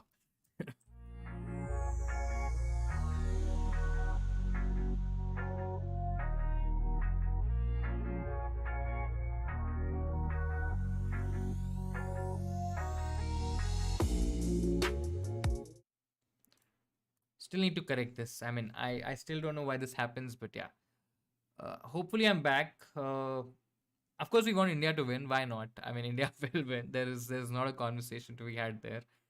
City 3, Liverpool 1. That's an interesting prediction. I mean, I still feel Liverpool is gonna score, and might your prediction actually might be the one that I'm going with. There is enough quality for City to to score a couple. Maybe three is a bit too much. Maybe it's gonna be a 2-1. I still feel if it totally depends on if they can if there are early goals in the game, right? Because if they are, I think there are chances that we can absolutely get a huge game. City is going to demolish Liverpool mainly because of the injuries. I mean, that's what I feel as well. Liverpool have looked really bad and really leaky in defense, right? And I don't really trust the Liverpool defense at all. And that's where the confidence in captaining a Haaland also comes in, because yes, on one hand, Haaland has been a great option, a great pick to go for, but it's also the fact that Liverpool have been so bad defensively that you think that City are gonna run over them. But let's see. I think Arsenal is doing good until June or before, but do you think they have the squad? I mean, I personally don't think so. They have the team right now to battle against City, but they've had a great start to the season. But I personally don't think so. They can keep up this pace or this level of football. I mean, I might be absolutely wrong, absolutely wrong. But I think yeah, I mean, Man City have to be favorites, right? You can't say that Arsenal are favorites in any parallel universe or any alternate reality. I don't think so. Anyone can say that Arsenal are favorites for the title. At least now, right now, things might change, but yeah, right now it's not looking that like that. Uh, Nigel, you've shared your team, so it's Ramsdale, Trippier, Cancelo, Williams. You have Son, Madison, Pereira, Pascal Gross, Watkins, Jesus, Haaland, Ward, Shah, Trent, and Gordon. A lot of issues I can see. There is Trent, there is Gordon. Saving the transfer for next week. I mean, Neko Williams is the only slightly worried this week. I think rest are starters in your team. I think you should be okay. Uh, you plan to get in Trossard or maybe a Brighton defender, which is absolutely fine as well. I think that should be okay. Foden on the left against Milner Gomez. I mean, absolutely. I think it's going to be very interesting to watch because that's definitely going to be the weak side for Liverpool. And Foden has been in great form, right? I mean, so sad not to get him instead of Kevin De Bruyne, because the point swing has been quite a lot, I feel. And I mean, it could be an interesting spectacle to kind of look at and see, because I think that's one of the areas where the game could be decided. So really interested to see what happens there. Do you think Arsenal is going to keep doing the good work in Premier League until January? I mean, could be, but again, the World Cup injuries, teams coming back from the World Cup, in what state they're coming back, whether they can continue that form, whether they can improve on their results, etc. It's gonna be a difficult year to predict any of that. Play Pope or Iverson. I don't think so. Iverson's going to start, so I'll play Pope, of course. Best James replacement. Going risky, maybe go towards a Spurs defender. Doherty is one option. If you're going safer, then maybe get towards a Dunk or a Guehi. Sell Neko Williams. Again, depends on for which player you're selling. I'll probably sell James out of Neko Williams, James, Watt-Prowse, Mitrovic. I think holding Mitrovic is absolutely fine. Um, and you can easily get something from Mitrovic next week as well if he start. I think he's gonna start. I think that's gonna be fine. United about to clutch up and win the league. Let's not kid ourselves, right? United winning the league is still a bit far. I'm a United fan and I'm a very critical United fan. Of course, I've ranted on these streams as well, where I haven't been happy at all with how things have gone so far. But uh, but yeah, yeah, it's still not. Again, it's a different universe where this probably exists, but I'm still not imagining that, or I'm still not able to get towards that. So that's what I think of United winning the league. According to Team League, Trossard isn't in the lineup tonight. If you have a reliable source, do let me know. I'm not too sure. Haven't really seen anything on Twitter as well, but yeah, again, if you because I haven't seen anything around Trossard. But again, if you have or if you want to share a link, please feel free to do that. I think that will be really, really helpful. But yeah, I personally haven't seen anything around Trossard not starting this week or this game.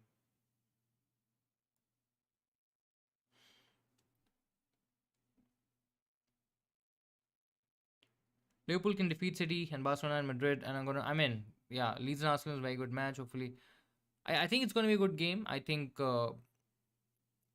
still feel that Arsenal can keep a clean sheet in this one, and I think it's probably going to be a 2 or 3 nil to Arsenal. But yeah, let's see. At least Trent got injured, and he's no more going to be a joke on his defense. Yeah, it's just been. I think it's a little hard for us to kind of go in that direction for Trent. I still like him as a player. I still like him as an FPL pick.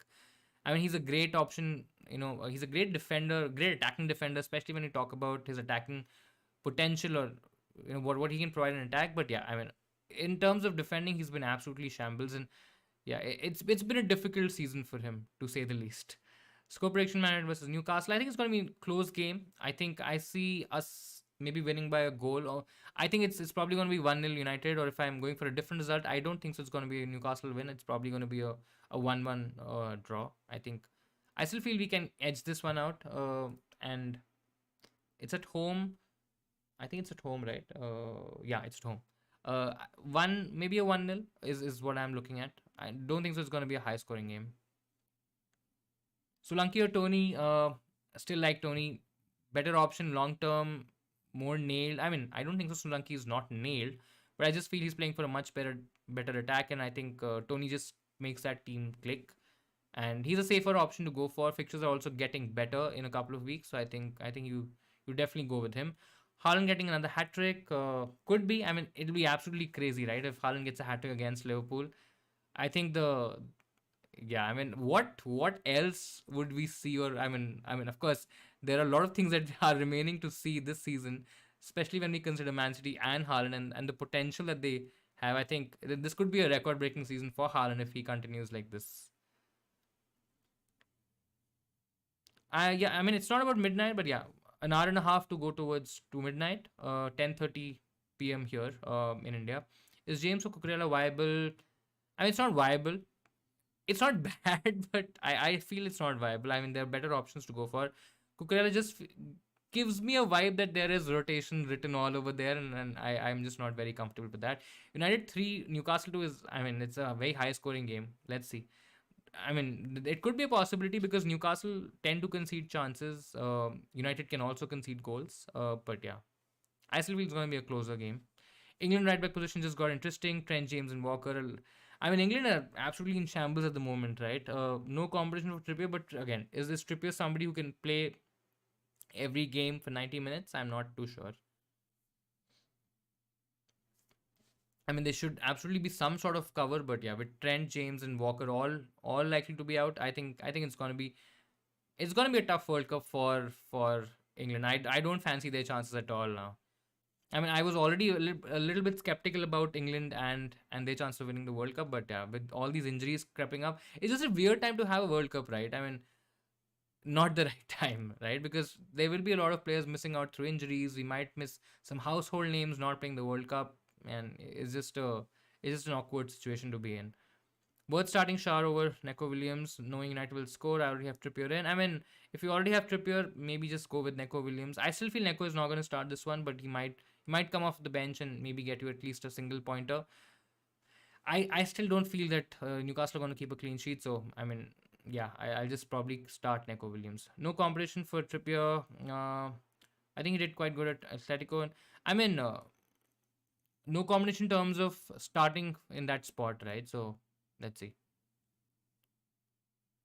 What time is the Fulls Forest match? It's 7:30 here in India. Um, and that's tomorrow. Just a second. I'll just hide the spam chat here.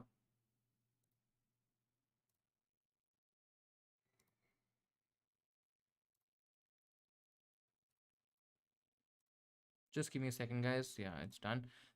Um, you're in Ecuador, or South America. That's interesting. That's really really interesting. Southampton, West Ham 2-2. What do you think? Southampton, West Ham? I don't think so. Southampton's going to score 2 goals. I mean, I can clearly see West Ham scoring two, but I just don't see Southampton drawing that game. It's a home game for Southampton, but yeah, I mean, still don't think so. That's possibly going to happen.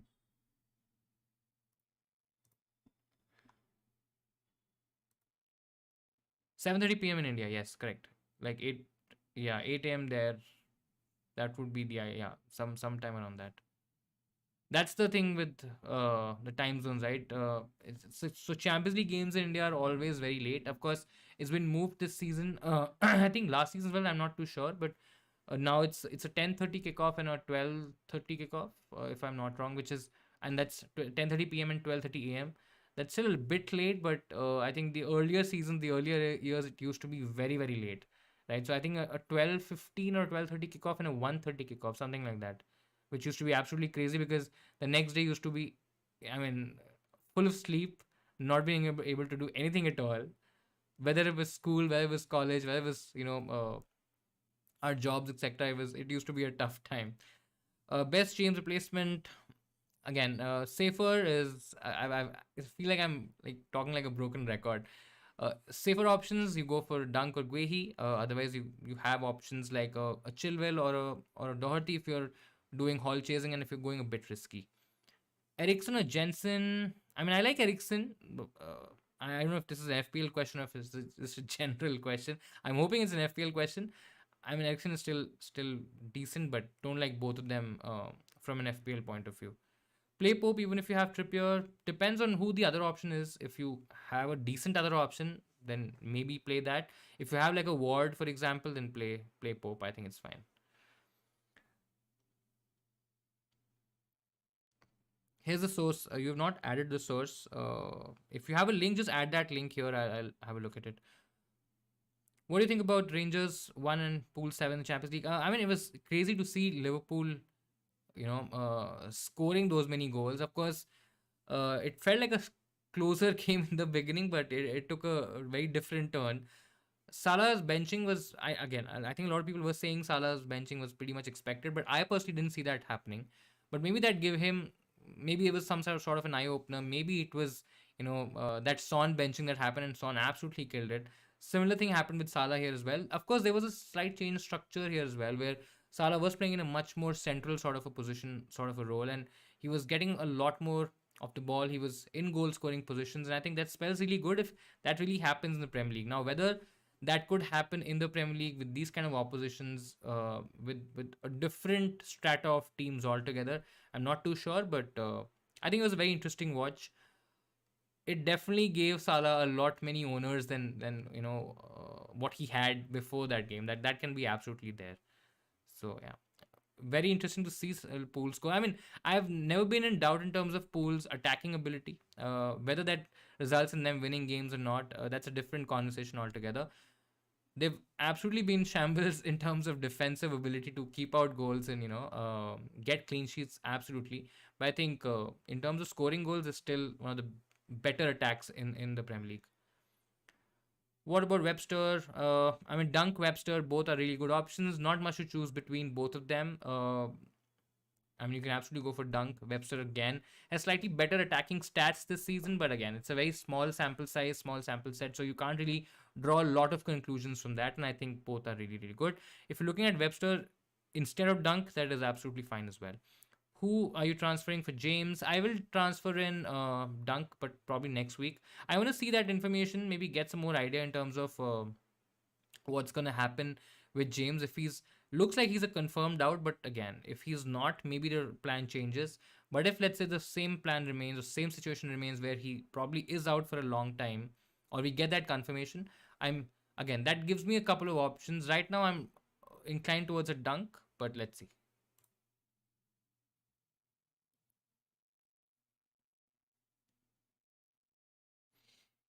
I'll take up the next one. Should I transfer James or play one of Guehi or Justin or whom to transfer? I mean, you can play Guehi absolutely. I think that's Guehi is absolutely fine. Though again, it's against Leicester, so they can easily score. I mean, you can even play. You can take out James if that's the plan, or that's what you are thinking in terms of doing. I mean, you can take out James, get in a Dunk, for example, and play Dunk instead. I think he probably has a slightly better fixture this week. Who would you rather put though if you had to, Ericsson or Jensen? Um, I'll still put Eric. I mean, I really don't want to put anyone to be very honest, but if it's an option, I'll still put Ericsson to be very fair. Start Guehi or Dunk? I'll start Dunk. Barca Europa. What do you think about Barca? Barca versus Man United. I mean, I have very very bad memories of Barca versus Man United in the Champions League, and of course, for those of you who know, we lost two finals with them. It'll be an interesting spectacle for Barca, right? I mean, the amount of money, the amount of trolling that they got in the preseason, in the transfer window, the amount of money that they have spent, the kind of players that they've got, is just it just feels weird to see them, or would be weird to see them in Europa and not playing Champions League after all that drama that happened. But yeah, let's see. I think it'll be interesting. I'm not even sure whether how far are we gonna go in that in the Europa League campaign. I don't mind getting out of it and just probably focusing on the Premier League. I don't like those fixtures. I don't like those the amount of travel that has to be done. It's just not great, to be very honest. And it's I mean no disrespect to UEFA or anything, but it's still Europa League, right? It's not Champions League. Save my wildcard for Gaming 13, going all out on Liverpool attack. That's what I have in mind as well. Let's just hope that works out, because this James injury has thrown us, at least to my team, a slight curveball, because I was pretty set in terms of playing James next week, and then going all out on on maybe a Salah, Nunes, and maybe a Jota. I mean, there were a lot of options in my head running, but with this James injury, I think this is something that needs surgery next week. So let's see what happens. Hey Ansh, hello to you. Welcome to the stream. I'm doing well. I hope you are doing well too. All ready for game week, and hopefully the team is set. Don't care about FPL. I don't have a really good skin routine at all, to be very very honest. I mean, I've struggled with my skin for a lot of years. Yeah, it's not been a great journey, to be very honest. Yeah, start one from Guehi or Webster this week. I think if I'm starting one, I'll start Webster. We'll start the Brighton player. If you have both, start the Brighton player. If Ronaldo gets game time, he should score a few more goals. I mean, I really, really want him to score goals. I really want him to do well. Now that he's staying, I don't know for how long is he staying, but if he's staying, I really, really want him to do well. It's just sad to see him playing Europa first of all, and not scoring. I mean, it's just painful. We need to get first so we avoid. I mean, that's the thing, right? All UCL teams whosoever go out, I mean, they're not going to be easy fixtures. The travel is not going to be easy. The away fixture is not going to be easy. So yeah, I mean, definitely need to get first. But yeah, Sociedad, I mean, we still can. It's not that we can't, but let's see what happens. Zaha or Shah? Definitely Zaha. What are the best replacements for James? I already have Quehi, Cancelo, Trippier, and Konsa. You go for a Brighton option. You don't have a Brighton option. Or should I bring in Trossard for Jacob Ramsey? I mean, Trossard for Ramsey is definitely a lot more attacking, a lot more attacking than getting in a getting in a Brighton defender, because I would possibly suggest to get in a Brighton defender considering you already have a Guehi and the base is kind of covered with a Trippier as well. Definitely do. I think Trossard in place of Jacob Ramsey. I think that's a much more higher upside move, and you will get a lot more from that particular transfer. Should I transfer out? Should I transfer Tony Mitrovic for Kane? Kane will mostly get massive haul this week. I mean, if you don't have anything else to do, if you don't want to retain that spot, because Mitrovic, I think, will not get majority minutes this week. Even if he gets something, I think it's going to be a bench appearance. Next week, I think it could be a different scenario. And next week, the fixture is also decent. I mean, we can see Mitrovic doing well against Aston Villa, absolutely. But again, if you feel that Kane is going to outscore Mitrovic, considering that Mitrovic is kind of handicapped for this week and not playing many minutes, I think Tony is still a safer pick to kind of go for if you can manage the finances. I think it's still okay to kind of do the Mitro to Kane move, considering that you will get more minutes from Kane this week and Mitrovic is not playing.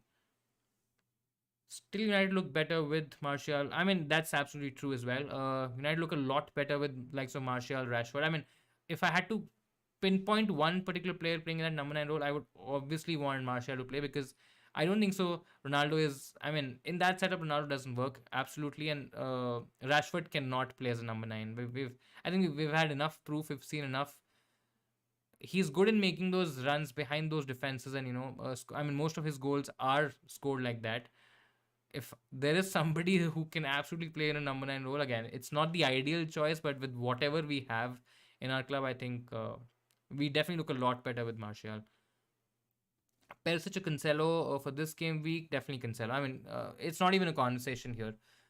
I know it's Liverpool. I know they can still concede. I mean, Man City can absolutely concede. Cancelo might not get you those clean sheet points, but I mean, the kind of performances. If you've been seeing or following Man City, or seeing Cancelo, he's been absolutely killing it this season. Really love him as a player. Great player, doing really well. Also from an FPL point of view, I think you should definitely start him over Perisic. Dyer or Perisic, if I mean Dyer is more nailed, so I get that comparison. But it's not that Everton can't score against that Tottenham defense, right? So I'll probably go for Perisic, considering that he has that higher attacking upside. I know the minutes could be a massive difference. I mean, Dyer might end up playing 90, and Perisic might just probably play for about 15-20 minutes, maybe half an hour. But again, you can, if let's say Spurs don't get a clean sheet, there is absolutely a high chance of Perisic maybe outscoring Dyer even in those 15, 20, 30 minutes, for example. Do you think Martial starts Sunday? I'm not too sure. I mean, I think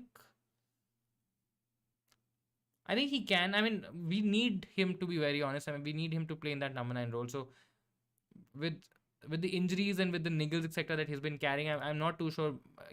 Ten Hag might just want to rest him a little bit. But yeah, I think we definitely want him to start. That's one thing for sure. There's a slight flag as well, but I think he definitely will get an appearance, but I'm not too sure whether he's going to start this week or not. Definitely the better option, but yeah, not too sure if he starts. Is Cancelo a good option for captaincy? Not for captaincy, considering it's Liverpool. The clean sheet is not guaranteed. That's why I don't like him as a captaincy option. Is Doherty nailed to start for a few game weeks now? I mean, that's the conversation, and that's the thing, right? Uh, Paul O'Keefe also mentioned that he's looking like the option to go for over the next couple of weeks. Uh, there might be minutes, or might be an early sub etc something like that, but I still feel it's again, it's not set in stone. It's all that people are speculating. But yeah, I mean, looks like that he's probably going to start the next, at least this week. Again, next week, one bad performance, and you have different options starting in that wing back position, because Conte does have options in there. So let's see. Should I bring in Trossard or Bowen, since I can afford both of them? Look, I mean, depends, right? As I mentioned earlier, is this move a long term move or a short term move? If you're looking at options short term, I think then in that scenario, Trossard for the next 2 weeks looks like the better option to go for. If you're looking at a slightly long term option, I think Bowen is the one to go for. Depends on your strategy and your direction in terms of what you're looking at, and what you want to do. For some reason, afraid of Salah scoring 1 or 2 goals against City can absolutely happen and could be really really bad for non-Salah owners, me included. At least for this week, it always happens the moment you don't. I mean, yeah, it's always an FPL thing, right? The moment you don't have a particular player who's probably maybe slightly higher owned, maybe he's, of course, if it's a differential, if he's an ultra differential option, he's not going to hurt your rank. But let's say if he's having decent ownership and you don't have him and you're scared of, like I was very, very scared of not having Martinelli last week. It was last week, right? Yeah. Where I got in Zaha and I was like, let's just hope he doesn't score. He doesn't score. And Martinelli ended up getting a lot of points. I ended up losing out on a lot of ranks. But yeah, that's just the FPL, the typical FPL thing that happens every week. Sanchez or Martinez this game week. I mean, definitely not Martinez, considering that he's playing Chelsea. So Sanchez would be the pick. I mean, Brentford, I still feel Brentford is going to score, but I think Sanchez is still slightly, definitely has the better fixture out of the two. Martial has better goal assist per 90 than Haaland. I mean, it also kind of tells you how much he's played, right? I mean, investing in him is okay, but considering his fitness, I mean, looks like a tough proposition to crack. I mean, he's been great whenever he's played, but the issue is that he's not played enough, and Haaland has played 90. I mean, he's played majority minutes for most games, and that's the reason. Even if that goals per 90 is slightly lower than Martial, I think I'll absolutely take it. But yeah, I mean, the approach is good towards going for Martial early, considering that United will have better fixtures, and you possibly would want to jump on him a lot more earlier than other options or other managers, and get that slight advantage, get ahead of the curve. But I'm just not sure about his minutes just yet. James to Weltman or James to Dunk, or do you have any other options? Since I have Guehi in my team, if you have Guehi, then go for Dunk, or I mean, go for Dunk. I don't see a huge difference in terms of going for a Weltman or a Dunk. I think both are good options. Dunk to me, I might be wrong here, and correct me if I'm wrong. Dunk just to me looks like a slightly more nailed option. Both of them, and he has decent attacking threat as well. He can be a menace from set pieces. We've seen that in the past, and I think he's okay. Doherty looks like a high risk, high reward move. That's and you've put it very nicely, Shubham. I think that's what he actually is. He's a high risk, high reward transfer. If you have the heart to take him and maybe see him on the bench, absolutely do that. But if not, if you want to just go a little bit safer, if you don't want to take a lot of chances, then you have other options that I've already mentioned. But yeah, I mean, it'll be interesting to see what happens with Doherty and how the perception about going a bit risky with terms of defense and maybe a different option kind of comes up over the next couple of weeks. I think that's going to be an interesting observation. Patterson to Webster for a -4. I mean, I think it's okay. I probably would look at playing a different option, but if you don't have any choices, then I think this is absolutely fine.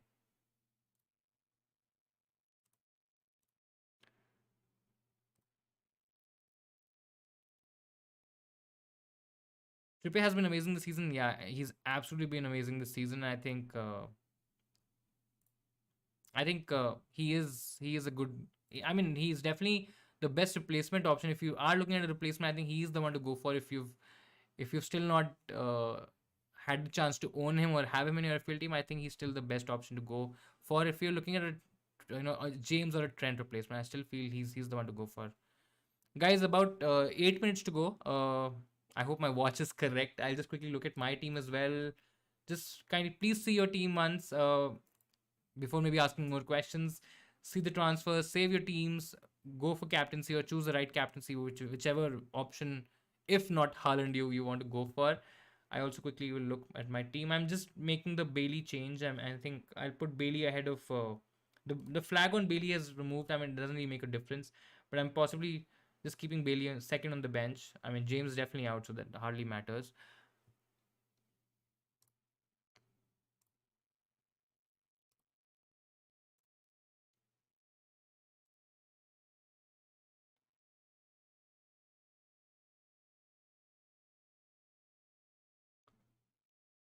If United are looking for a new number nine, I mean, oh my god, that conversation. I remember reading a lot of tweets about United fans not wanting Mbappe, and I just don't understand how that conversation comes in. Right, Mbappe has been a crybaby, and yeah, I mean, he's been a weird uh, proposition altogether since he's got his new contract and all that stuff. I think it's just interesting to see what happens with him, because on one hand you have a Haaland, right, who's now getting through the ranks, who's playing for good teams, who's smashing records left, right, and center, and on the other side you have a Mbappe who's going in a different trajectory altogether. Trippier Darrow to start, Trippier for sure. I mean, it's not a very easy call, but I still feel Trippier is the better option to go for. Brighton versus Brentford score prediction. I think it's going to be 2-1 Brighton. I think Brighton's still going to win it. They have enough quality in their attack to win this one, but I still feel Brentford are going to score a goal. It's not going to be a clean sheet for Brighton. That's what I have in mind. Kane captain this week for me scares me to go against Haaland. Then don't go against Haaland because you will end up regretting. But yeah, I mean, no, jokes apart, I think if you want to take a chance, yeah, I mean, I still won't recommend it. How do you share your team? I generally share my team on, so it's generally through a video through the week. It's on Instagram as well. So if you have not followed my page on Instagram, it's at the rate insanely football. So before the deadline, I generally share my team. You know, on the Instagram page. It's a confirmed team 99 out of 100 times. So I'm not gonna hide any transfers, hide any suggestions, hide any moves. It's what it is. In fact, mostly on the streams as well, barring any last minute changes, etc. It's always the same team as you see on the screen or as you see in a video or a post. So that's where I generally share my teams. Um, James to Cucurella, good option. Better picks to go for. Even if you want a slightly higher upside move, I mean, there's Doherty, there's Chilwell as well. I still prefer Chilwell more than I prefer Cucurella, and that's where my stand is. Should I start Zaha or Trossard? Interesting. I mean, both defenses aren't really that great. I'll still start Zaha because it's against Leicester.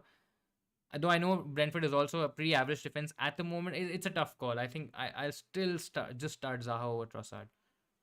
Could you sing the Haaland song, please? I'm not gonna do that. I'm not gonna sing the Haaland song. I'm first of all, I'm a really, really bad singer. Yeah, I that would be a huge, huge embarrassment. Guys, 4 minutes to go. Hopefully, your teams are all set. Thank you so much for joining. It was lovely talking to you guys. Make sure that you hit the like button if you enjoyed the stream today. If you enjoyed talking to me, if at all I was able to help you in any small sphere or capacity, and I really had a great time talking and chatting. uh, and do subscribe to the channel as well if you are new around here. If you have not seen our channel, if you have not seen me before, this is me. I do this every week on Instagram, and we also do a lot of videos, etc. I've started writing blogs as well, so I've started getting my hands dirty in writing as well. So I think that's also been a very interesting journey. And yeah, that's what we do, and that's what we've been doing over the past couple of seasons. Whom should I play? Goalkeeper Ward or Sanchez? I still feel Sanchez could be the better pick. I mean, I still don't trust the Leicester defense. I mean, I can still put some faith in the Brighton team. I know it's probably a fixture where Brighton can concede, but yeah, I mean, not going Ward. I mean, I tried going Ward last week. It was last week only, I think, and it didn't work out at all. So I know that it was just 1 week and I got a single point. Bournemouth did end up scoring 2 goals against Leicester, but yeah, I just don't trust their defense.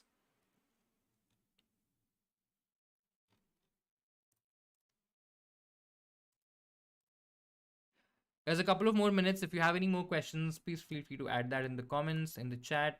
I'll be happy to help. And yeah,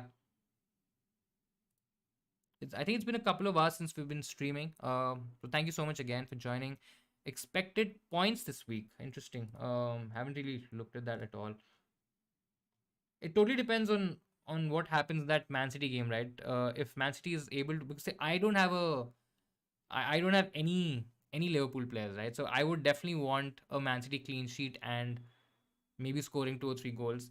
I still don't think so that's gonna happen, but I think So a lot of my players are playing against each other, right? So I have Guehi, I have Zaha, they're playing Madison.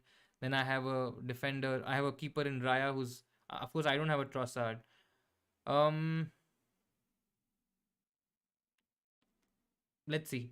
If I had to just give it a wild guess, I probably would say somewhere around 60 to 70 points. I don't think so. It's probably going to be a very high scoring game. Again, it depends on what Haaland does as well, right? So if he somehow blanks, I think it's going to be a low scoring game week. But yeah, if he scores a couple of goals, might just go into the 70s and the 80s, something like that. But I think somewhere between 65 70 is what I'm guessing. Absolutely wild guess, might be totally wrong.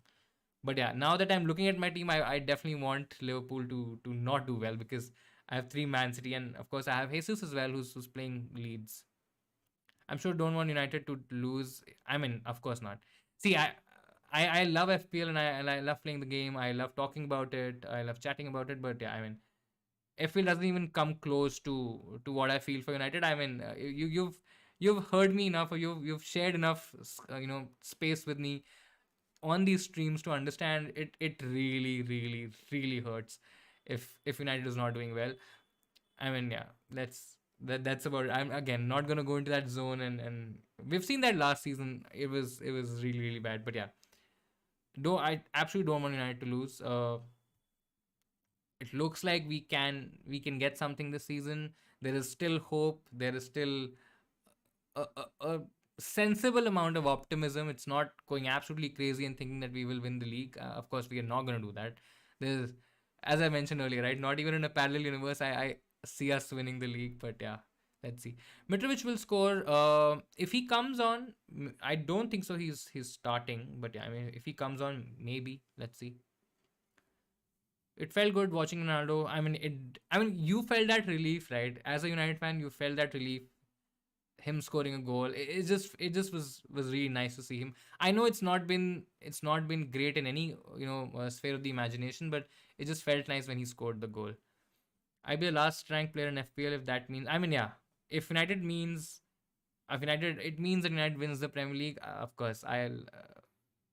Yeah, I mean, not a conversation at all. It's just too close, and there've been so many memories and so much good stuff that has happened over. I mean, I've been a United fan for almost a decade and a half, and yeah, I'm not that old, but yeah, I mean, I've been a fan since a really, really long time. So yeah, that's what it is.